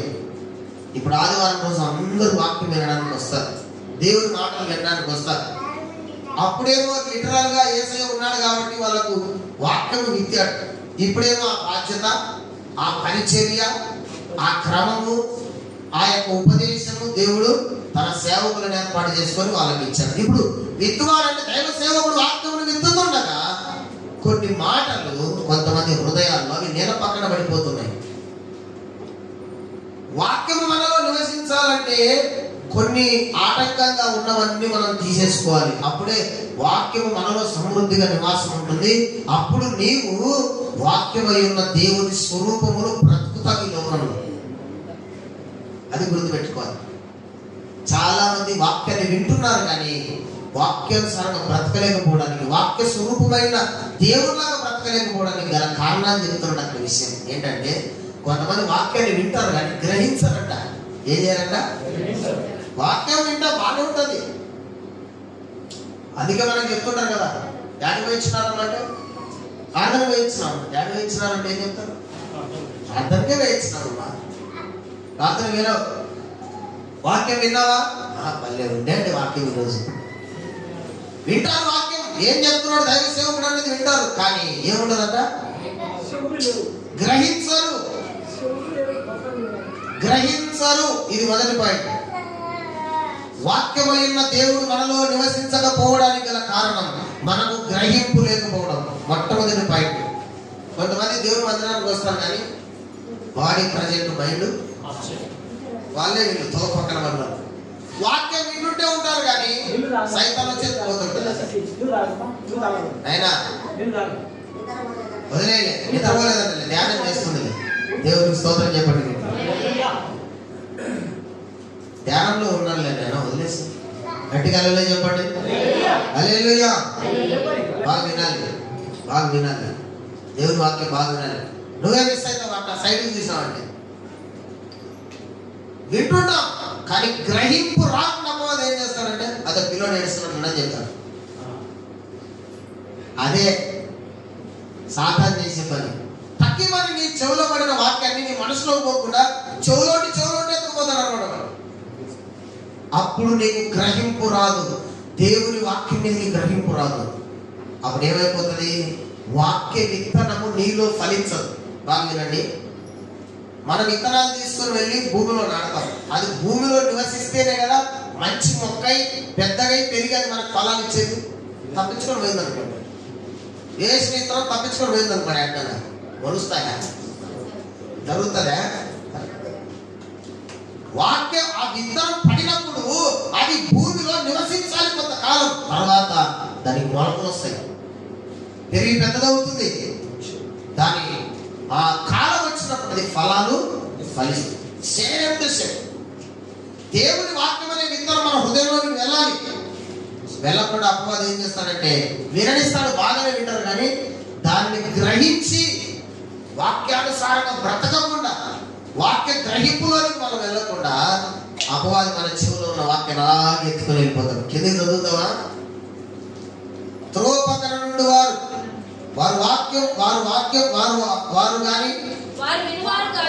వాక్యమును వినువారు గాని నమ్మి రక్షణ పొందకుండానట్లు అపవాది వచ్చి వారి హృదయం నుండి వాక్యమును, అంటే అపవాది వచ్చి ఎత్తుకొని పోతుంటే కూడా గ్రహింపు లేకుండా ఉంటారన్నమాట. ఎంత విచిత్రం ఇది ఆధ్యాత్మికమైన జీవితంలో. వింటున్నది ఎవరు? ఆడులు బాగా విషయాలకు వేరే విషయాలకు బలపలుకుతారు. వాక్యం వింటుంది ఎవరు? విశ్వాసి. ఎక్కబోతుంది ఎవరు? ఏం తెలియలేదు, మనకెంత తెలియలేదు. చూడండి, వాక్యం వింటుంది మనము, వాక్యం ద్వారా ఆశీర్వాదం పొందాల్సింది మనము. వాక్యం రాగానే ఎక్కబోతుంది ఎవరు? తీసుకోలేదు సైతాన్ని, నేను మొయ్యలేకపోతాను, నేను భరించలేకపోతాను, ఎత్తుకో అన్నట్టుగా గ్రహింపు లేకుండా వానికి అప్పగించి ఈ ఆదివారం విన్న వాక్యం ఈ వారమంతా నాలో పని చేయాలనే ప్రార్థన మనకు రాదుగా. అడగండి, పోయిన వారం ఏం వాక్యం చెప్పినాం? ఎనిబడి పోయిన వారం ఏం వాక్యం చెప్పినాం? పశ్చాత్తాప కన్నీటి ప్రార్థన కలిగి శరీర కవచమును ధరించుకొని వాక్యం అనే ఖడ్గము. మూలవాక్యం చెప్పండి. పోయిన వారం మూలవాక్యం చెప్పండి. యెషయా 59:1-2 వచ్చినారు కదా. రక్షింపనేరకుండానట్లు ఆయన హస్తము కొలిచకాలేదు, విననేరకుండానట్లు ఆయన చెవులు మందం కాలేదు. మీ దోషములు అనగా మీ పాపములు మీకును మీ దేవునికి ఆత్మ సంబంధమైన అడ్డంకుల గురించి మాట్లాడారు. అదే కదా సబ్జెక్ట్. మనము దేవునికి ఇష్టమైన పిల్లలుగా, లేకుంటే దేవుడి దృష్టిలో పడకుండా, దేవుడి దృష్టి మన మీద పడకుండా అడ్డుగా వస్తున్నవి ఏంటివి అని మనం మాట్లాడుతున్నాం కదా. అది మరి వారమంతా సాధన చేశారా? దాన్ని ఏమంటారంటే తోవ పక్కన పడ్డోళ్ళు అంటారు. వింటారు కానీ ఎత్తి వారికి ఇస్తారు.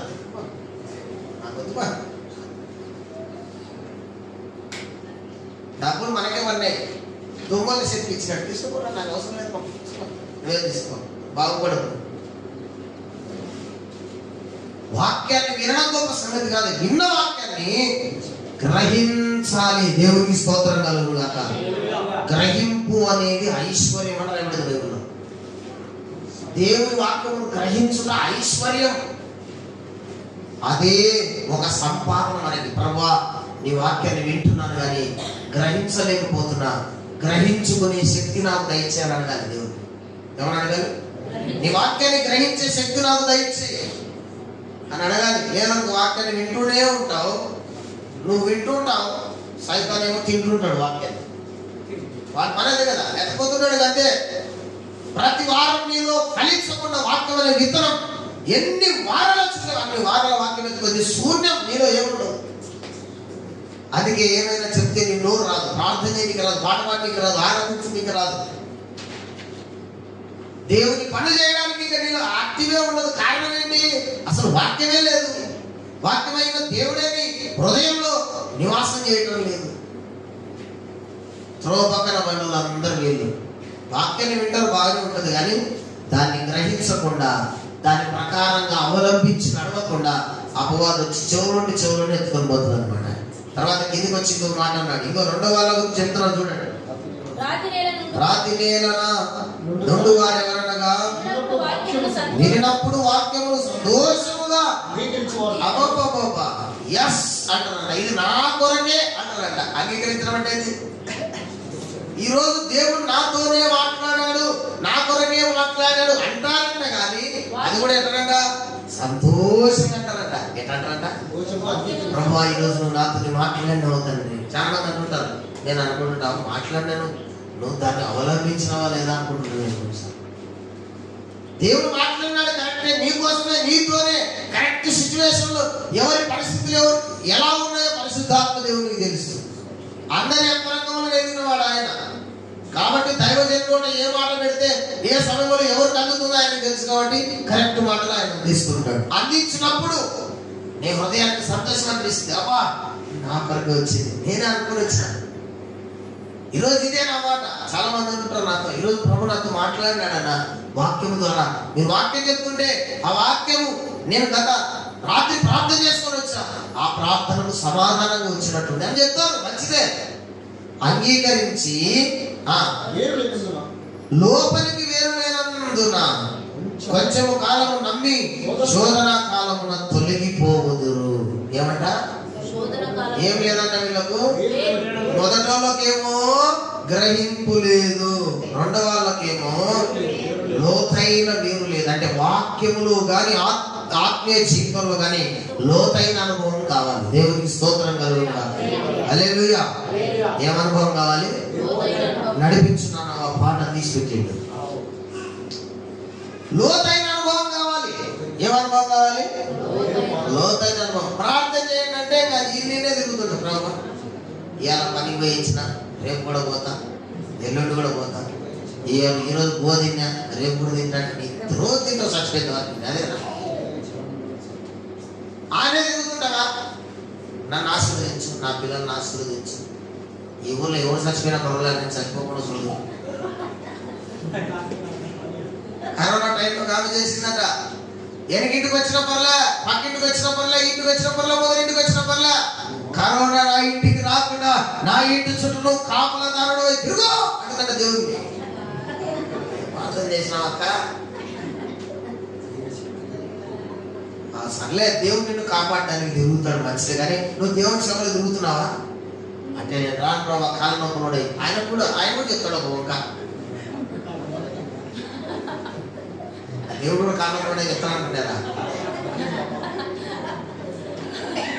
చెప్పొచ్చు. ఎందుకంటే చెప్పరా? ఎందుకు చెప్పంటారు? అది కూడా వాక్యానుసారమే. నేను గర్వించు వారికి నేను కూడా గర్వించలాగానే కనబడతా, ప్రేమించిన వారికి నేను ప్రేమమూర్తిలాగానే కనబడతా, ద్వేషించే వారికి నేను ద్వేషించే వారిలాగానే కనబడతా, శత్రువై విరోధి వస్తే నేను కూడా వారికి విరోధిలాగానే కనబడతా అంటాడు. ఆయన అంటాడు ఆ మాటలు. సార్ నువ్వు కాళ్ళు నొప్పులు అంటే ఒరే నువ్వే అంటే నాకు నెత్తి తెల్లగైందని, నేను ముసలోని, నాకు కూడా కాళ్ళు వస్తున్నాయంటే. ఎట్లాంటి తల ఉంది దేవునికి? తెల్లని ఉన్నిని పోలినటువంటి కళ. తగదగ ధవలము వలె మెరుస్తున్నటువంటి, ధవలంలాగా మెరుస్తుంటది యేసయ్య తల. నెరసిన తల దేనికి? అలంకారానికి సూచన. వృద్ధుల యొక్క జ్ఞానము దొరుకుతుంది అటని చెప్పేసి వృద్ధులందరికీ అడిగారు. వృద్ధులు అంటే ఆత్మ సంబంధమైన వృద్ధులు అని అర్థం. శరీర సంబంధమైన వృద్ధులు అందరి దగ్గర పాడి పనులు కూడా దొరుకుతాయి అన్నమాట. ఒకటి చెప్తాడు పంచాయతీ పెట్టే, ఈ పిల్ల కాకపోతే ఇంకో పిల్లని చేస్తున్నాం, ఇచ్చిపెట్ట విడాకులు ఇచ్చి అప్పుడు ముసలోడు. ఏం ముసలోడు? ముసలోడను భార్య భర్తలు విడదీయ దేవుడు విడదీయొద్దని చెప్తా ఉంటే వదిలిపెట్టు, ఈమె కాకపోతే ఏమన్నారు కదా 10 పెళ్లి చేస్తాను మనోడికి అంటున్నాడు. వృద్ధులందరి దగ్గర జ్ఞానం దొరుకుతుందని అనుకోకండి. వృద్ధులు అన్న విషయము శరీర సంబంధమైన విషయాల గురించి కాదు మాట్లాడేది. ఆధ్యాత్మికతలో కొంతమంది పండిపోయినారు. దావీదు దగ్గరికి రండి దొరుకుతారు. దేవునికి స్తోత్రం కలుగుతారు. అవసాన కాలం అంతా కూడా ఒక వ్యక్తి పరిపూర్ణుడైన తర్వాత శరీర సంబంధమైన పాపం కూడా చేయడం చెప్పడానికి దావీదుకు పెట్టగలిగితే ఆ వయసులో ఒక చిన్న యవనస్తురాన్ని తీసుకొస్తే కూడా ఆమెతో ఆయన కూడా లేదని చక్కగా. ఆధ్యాత్మికత అది ఆత్మ సంబంధమైన విషయం, శరీర సంబంధమైన విషయం కాదు. శరీర సంబంధమైన విషయాన్ని మీరు చూస్తే, పేపర్ చూస్తే 60 ఏళ్ల ముసలోడు 5 ఏళ్ల పాపను అత్యాచారం చేసి చంపడం వస్తున్నాయి ముసలోడు. అదేనా వృద్ధుల దగ్గర బుద్ధి ఉండేది? ఆత్మీయతలో నేను చెప్పేది దేవుడు చెప్పాడు ఆత్మీయత గురించి మాట్లాడతాం. నెలసిన తల అంటే తెల్లనెత్తైన వాళ్ళు అందరని కాదు అర్థం. నెలసిన తల అంటే 30 ఏళ్ళ కూడా నెలిసిపోతుంది. కొంతమంది విచిత్రంగా ఏమని కాకండి, కొంతమంది రంగు నల్ల రంగు కొట్టుకుంటారు, కొంతమంది ఎర్ర రంగు కొట్టుకుంటారు. ముస్లింస్లు ఎక్కడ ఏ రంగు కొట్టుకుంటారు? అదేంటో తెలుసా? కాకపక్షం. అది కలర్ పేరు. అది ఏంటది? కాకపక్షం. మీరు పరమగీతాలు చదవండి. కాకపక్షం అంటే ఎట్లా ఉంటుంది? కాకపక్షం సాంబార్ కానీ కలర్ కరెక్ట్ చెప్పిన వాళ్ళే ఆ కలర్ కొట్టుకుంటారు వాళ్ళు ఎక్కువ ముస్లిమ్స్. కొంతమంది టీచర్లు కూడా అదే కలర్ వేస్తారు. భలే ఉండదు అది కలర్. కానీ మనం కొట్టుకోవద్దులే, వద్దులే, మనకేదో కాదు.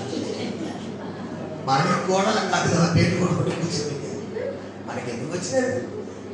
వేసుకుందో లేదు కానీ దేవుడికి స్తోత్రం చెప్పి వేసుకోండి, అంతే కదా. అంతే. గట్టిగా వెళ్ళండి చెప్పండి, ఇంకా కొంచెం గట్టిగా చెప్పండి. ఏదో ఏం మాట్లాడుతున్నాం మనం? ఏం మాట్లాడుతున్నాం మనం? అది సంతోషంగా అంగీకరిస్తారు. కానీ పాయింట్ ఇస్తాను. ఇప్పుడు ఏం కొట్టుకుంటున్నారు? రంగులు కొట్టుకుంటారు. దాంట్లో వైట్ రంగు కూడా ఉంది. ఇప్పుడు చూసారు మీరు? పూర్తి మొత్తం తలంతా వైట్ చేసుకోవచ్చు. బ్లాక్, కొంతమంది వైట్ అయిన వాళ్ళు బ్లాక్ కొట్టుకుంటున్నారు, కొంతమంది బ్లాక్ మీద కాకపక్షం కొడుతున్నారు, కొంతమంది బ్లాక్ మీద పూర్తి వైట్. నేను మొన్న ఒకసారి కర్నూలులో చూశాను. యంగ్ పర్సన్, నాకంటే సీనియర్ అయినా, సూపర్ సీనియర్ అంటారు కదా, ఆ సూపర్ సీనియర్ మొత్తం తలంతా తెల్లగైంది. నేను అన్నాను ఏమన్నా అప్పుడే అంత ముసలిలాగా, తమ్ముడా తమ్ముడా తమ్ముడా ఇది కలర్ తమ్ముడా అంటున్నాడు. మొత్తం అయితే పూర్తిగా ముసలికి ఎలా ఉంటుంది పూర్తి వైట్. అదొక స్టైల్ అంట, అదొక స్టైల్ అంట. మరి ఏం చేద్దాం మనం? ఎవరి తిక్క వాళ్ళకి ఆనందం కదా, మనం చెప్తే కాదు, ఎవరు తిక్క వాళ్ళకి ఆనందం అంతే. అట్లా పూర్తి వైపు కొట్టాడు. ఇప్పుడు వాళ్ళ దగ్గర పోయి మీ కాడ బుద్ధి దండుకుందంట, తెలివి దండుకుందంట, వాక్యం చెప్పిందంటే వాడు చేసే పనులన్నీ పాపం పనులే. వాడు చెప్తాను మన బుద్ధి. వృద్ధుల దగ్గర బుద్ధి దొరుకుతుందంటే ఆత్మీయతలో పండిపోయిన వాళ్ళు ఉంటారు. దేవుడికి స్తోత్రంగా. సింపుల్ గా చెప్పాలంటే ఒక దావీదు, ఒక ఇర్మియా, ఒక దానియేలు, ఒక మోసే, ఒక అబ్రహాం, ఒక పౌలు. ఈ తరంలో మన ఆత్మీయత మంచి జ్ఞానం ఉంటుంది. మీరు చూడండి, యథార్థవాది టీవీలో ఓబిరాయ్ గారికి ఎటువంటి ప్రశ్న వచ్చినా అయ్యా నాకు సమాధానం తెలియదు అని ఒకసారి చెప్పినాడా? చెప్పండి. మీరు చూస్తున్నారు, మీరు ఇంత యథార్థవాది టీవీ చూస్తున్నారా? టీవీకి లో డబ్బులు ఇస్తున్నారు కానీ చూడడం లేదా? లేదా సెల్లులు వస్తుందయ్యా? టీవీలో కాదు. ఇంతకుముందు మన ఛానల్ శుభార్తలు ఉండేది. వాళ్ళు యేసు ప్రభు గురించి ఎక్కువ వాక్యం చెప్తుంటే అనేకులు మారిపోతున్నారని ఛానల్స్ కట్ చేసుకుంటూ వచ్చినారు పర్మిషన్స్. ఇప్పుడు లోకమంతా బీజేపీ ప్రభుత్వం కదా, ఇది చాలా పెద్ద నెట్వర్క్. ఇది అంత ఈజీగా అర్థం కాదు. స్వార్థ ప్రకటించకూడదు. ఏ విధము చేతనైనా భారతదేశంలో క్రైస్తవ్యం ఉండకూడదు అనేది వాళ్ళ పట్టు. అందుకు మన క్రిస్టియన్ ఛానల్ ఏవేవైతే వాక్యానికి ఎక్కువ సమయం ఇస్తున్నాయో వాళ్ళ ఛానల్ కూడా పర్మిషన్స్ కట్ చేసుకుంటూ వస్తున్నాయి. అసలు విచిత్రం ఏంటంటే నేను ఒక న్యూస్ చదివినా. ఏంటో తెలుసా? ఆ cinema actor villain Sonu Sood ఉన్నాడు కదా, అతనికి ఆ FRCA అనే పర్మిషన్ ఇచ్చినారు కానీ క్రైస్తవ సంస్థలకు క్యాన్సిల్ చేసినారు. అమెరికా నుండి ఇండియాలోనికి ఫండ్ రావచ్చు, అమెరికా నుంచి అంటే ఇతర దేశాల్లో నుండి ఇండియాలో నుండి ఫండ్ రావచ్చు, స్వచ్ఛంద సేవా సంస్థలు ఖర్చు పెట్టవచ్చు. సోను సూద్కి ఆ పర్మిషన్ ఇచ్చినారు.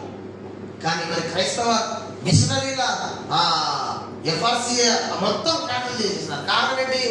ఆ డబ్బు వస్తున్నందుకే వీళ్ళు సువార్త చేస్తున్నారు, మందిరాలు కడుతున్నారు, బాప్తిస్మాలు ఇస్తున్నారు, పేదలకు సాయం చేస్తున్నారు, బడులు కడుతున్నారు, గుడులు కడుతున్నారు, హాస్పిటల్స్ కడుతున్నారు, మదర్ తెరీసాగా సేవ చేస్తున్నారు. ఇవి బ్లాక్ చేస్తే వీళ్ళ వృద్ధి ఆగిపోతుందేమో అని 6,000 అకౌంట్లు బ్లాక్ చేస్తారు. వైఎస్ రాజశేఖర రెడ్డి చనిపోవడం, 6,000 అకౌంట్లు బ్లాక్ అవ్వడం ఎంత గౌరవం చూడండి. నిన్న ఒక సినిమా విలన్ కి బయట దేశాల నుంచి ఫండ్ తెచ్చుకోవడానికి FRCA రిలీజ్ చేసినారు. కారణం ఏంటంటే బీజేపీ ప్రభుత్వం క్రైస్తవ్యం మీద పగబట్టింది. ఏ విధము చేతనైనా క్రైస్తవ్యాన్ని ఇండియాలో లేకుండా జరగనది వాళ్ళ పంత, వాళ్ళ ఆలోచన. కాబట్టి ప్రార్థన చేయండి. దేవునికి స్తోత్రం కలుగుతారు. అందుకే దేవుడు టచ్ ఫోన్ మనకి ఇచ్చింది. టెలివిజన్స్ ఉండవు, రేడియోలు ఉండవు, అవన్నీ వేసే లేదు. ఈ సెల్లు ప్రభు మన కోసమే ఇచ్చినాడు. అందుకే ఇప్పుడు ప్రతి ఎవరో అప్పుడు ఎవరింట్లోనో టీవీ ఉంటే వాళ్ళ ఇంటి టీవీ చూడాలి. ఇప్పుడు ఇంటింట్లో ప్రపంచం, ఒక్కొక్కరి దగ్గర ప్రపంచం ఉంది. దీంట్లో ఒక ఊరు కాదు దీంట్లో ఉండేది. ప్రపంచంలో ఏం జరుగుతుందో ఈ సెల్లో అరచేతిలో పెట్టుకొని చూడవచ్చు. ఆ కృప దేవుడు ఇచ్చినాడు.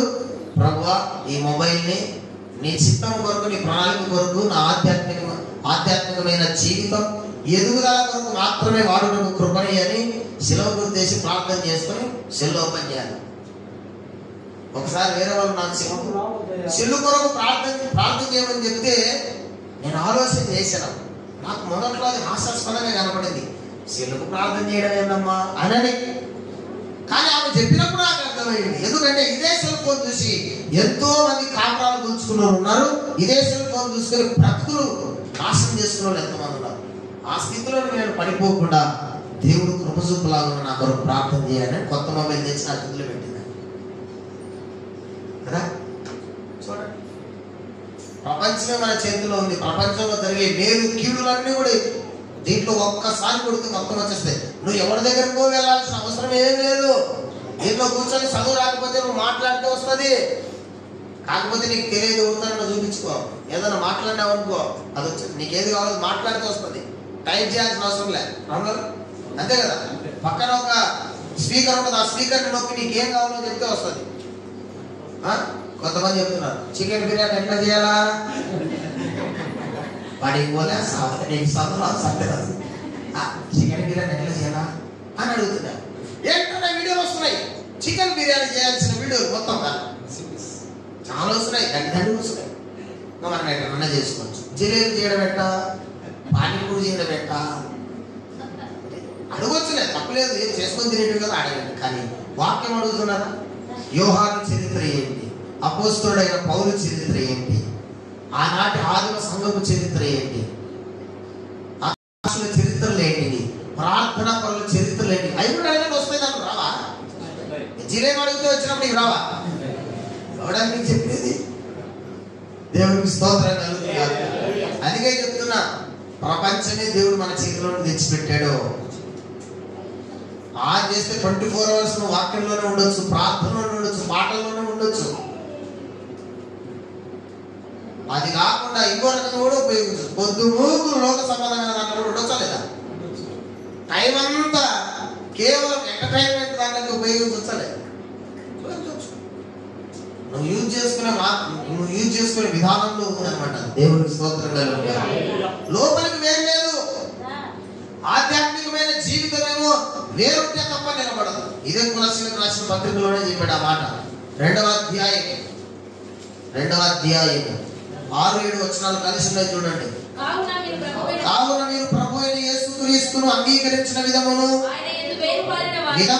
ఆయన యందు ఏం మారాలి? వేరు పైకి వస్తుందా లోపల వస్తుంది? మీరు చెప్పండి. లోపల వస్తుందా వేరు పైకి వస్తుందా?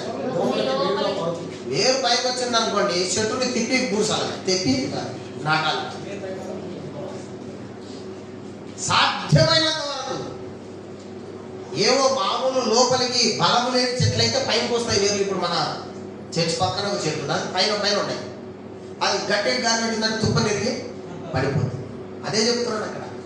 వేరు లేకపోతే, వేరు లోపలికి వెళ్ళకపోతే, ఆధ్యాత్మికమైన జీవితం లోతులోకి పోకపోతే, కొన్ని శ్రమలు వచ్చినప్పుడు, శోధన కాలం వచ్చినప్పుడు మన ఆత్మీయ జీవితం కూడా కూలిపోతుంది. అదే చెప్తున్నాడు. శ్రమలు వస్తాయి, ఆత్మలు ఎలా పోతాయి? ఒక ఆయన అంటున్నాడు ఎటకారం కోసం ఏమంటున్నాడు? ఏ శ్రమ నమ్ముకున్న రోగాలు వచ్చాయా అంటున్నాడు. అంటారా కదా? ఖచ్చితంగా అంటున్నారు. ఓ పొద్దునుకులు ప్రార్థన చేస్తే మీకు వస్తాయా అని అనేవాళ్ళు లోకంలో తప్పకుండా ఉంటారు. నేను అడుగుతున్నా, చెప్పండి, యేసుప్రభు నమ్ముకున్న వాళ్ళకి వచ్చినాయి, నమ్మని వాళ్ళకి రావటం లేదా? వస్తుంది. ఒకటి, దోమలు అందరికి గుర్తునే ఉంటారు. చెప్పండి అండి. చల్ల అందరికి పెడుతుందా లేదా? ఎండ అందరికి తగ్గుతుందా లేదా? కరోనా అందరికి వచ్చిందా లేదా? భేదం ఏమన్నా చేసిందా? కొన్ని సహజ సిద్ధమైన అందరికి వస్తాయి, రోగాలు అందరికి వస్తాయి. దేహంలో ఉన్నంత కాలం రోగాలు వస్తాయి. అందుకే నువ్వు సాక్ష్యం చెప్పాల్సింది దేహానికి వచ్చిన రోగాలు బాగైన దాని కొరకు కాదు, ఆత్మకు వచ్చిన రోగాలు బాగైన దాని కొరకు నువ్వు సాక్ష్యం చెప్పాలి. చెప్పడంలో తప్పు లేదు. కానీ పొద్దుమూకులు ఈ వారం ఏమో నిద్రకు లేచి ప్రార్థన చేసినాడు అన్న, ఏమని ప్రార్థన చేసినాడో తెలియదు. డాక్టర్లు గులిగలు ఇచ్చి వాళ్ళు మొత్తం గులిగల ఏమంటుందని మెడికల్ షాప్ ఉంది తలకాయలో. ఏమని చేసినాడు అన్న ప్రార్థన, కానీ మొత్తానికి అయితే నిద్రకు తగ్గింది, దేవునికి స్తోత్రం అని చెప్పి కూర్చుంటారు.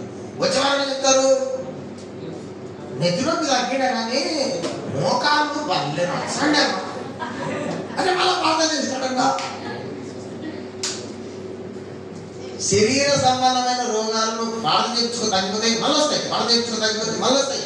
కానీ ఆత్మ సంబంధమైన రోగాలకి ఒక్కసారి యేసు రక్తం ప్రోక్షింపబడిందని మళ్ళీ రావుగా. దేవునికి స్తోత్రం చెప్పండి. హల్లెలూయా. అదనమాట విషయం. ఆత్మ సంబంధమైన సాక్ష్యాలు గట్టిగా చెప్పాలి మనం. ఒకప్పుడు నాకు ప్రార్థన రాదు, సంఘానికి పరిచయం అయిన తర్వాత, ఆత్మీయ బిడ్డలకు పరిచయం అయిన తర్వాత, దైవజనుడు పరిచయం అయిన తర్వాత, ఓపెన్ మినిస్ట్రీస్ పరిచయం అయిన తర్వాత నేను కన్నీటితో ప్రార్థన చేయడం నేర్చుకున్నా అని చెప్పు. నీతో పాటుగా 10 మంది కన్నీటి ప్రార్థన నేర్చుకుంటారు. నువ్వు మోకాలను చెప్తే వచ్చే వారం నాకు మునుపులాగా వస్తుంది. నాకంటే అన్న అలా నాకు నువ్వు మోకాలను ప్రార్థన చేసావంటే బాగా అయిందన్న, నాకు ముళ్ళు వచ్చానన్న ప్రార్థన చేయాలి. ఇక జీవితాంతం వీళ్ళకే ప్రార్థన చేసుకుని కూర్చున్నాను అనుకోండి. ఇంకా సంఘమైన బుద్ధి నేను చెప్తున్నా బాగా వినండి. యేసు ప్రభు వారు 4 రోజులు చనిపోయి సమాధి చేయబడిన లాజరు లేనాడా లేదా? సావులో చిన్నాడు లేదా? మళ్ళీ చచ్చిపోలే లాజరు? చచ్చిపోలేదా? మరి శరీర సంబంధమైన ప్రకృతి సంబంధమైన వస్తుంటాయి పోతుంటాయి, దాని గురించి పెద్ద ఆలోచన చేయాలి. ఆత్మ సంబంధమైన రోగాల వల్ల నీకు నాకు ఎక్కువ నష్టం, ఈవెన్ ఎయిడ్స్ కంటే ఎక్కువ నష్టం పాపం. చాలా దేవునికి విరోధం గొప్ప పాపం. దాన్ని నివారణ కొరకు మనం ఎక్కువ దేవుని సన్నిధిలో ప్రార్థన చేయాలి, లోతుకి వెళ్ళాలి, వేరు పారాలి. ఆ నడిపించు నానావా అనే పాటలో లోతైన జలములలో లోతున వినబడు స్వరమా, ఎంత మంచి పాతకాల పాటలు. నిజంగా అది గోల్డెన్ హిట్స్, అది గోల్డెన్ హిట్స్ అండి. ఇప్పుడు మనం పాడలేము, అది కాలం పడదు, తల్లన పడదు. మాట ఇది సంగీతం పడదు, ఏం పడదు. ఆ పాటలు చూడండి ఎంత మంచిగా చప్పట్లు పెట్టినా కూడా కరెక్ట్ కరెక్ట్ 10 తంతుల సితాలతో కొట్టినా కూడా పాటలు పాడొచ్చు. దేవునికి స్తోత్రం. పల్లవి పడదాం. నడిపించు నానావా నడి సంద్రమున దేవా నవ జీవన మార్గమున నా జన్మ తరింప నడిపించు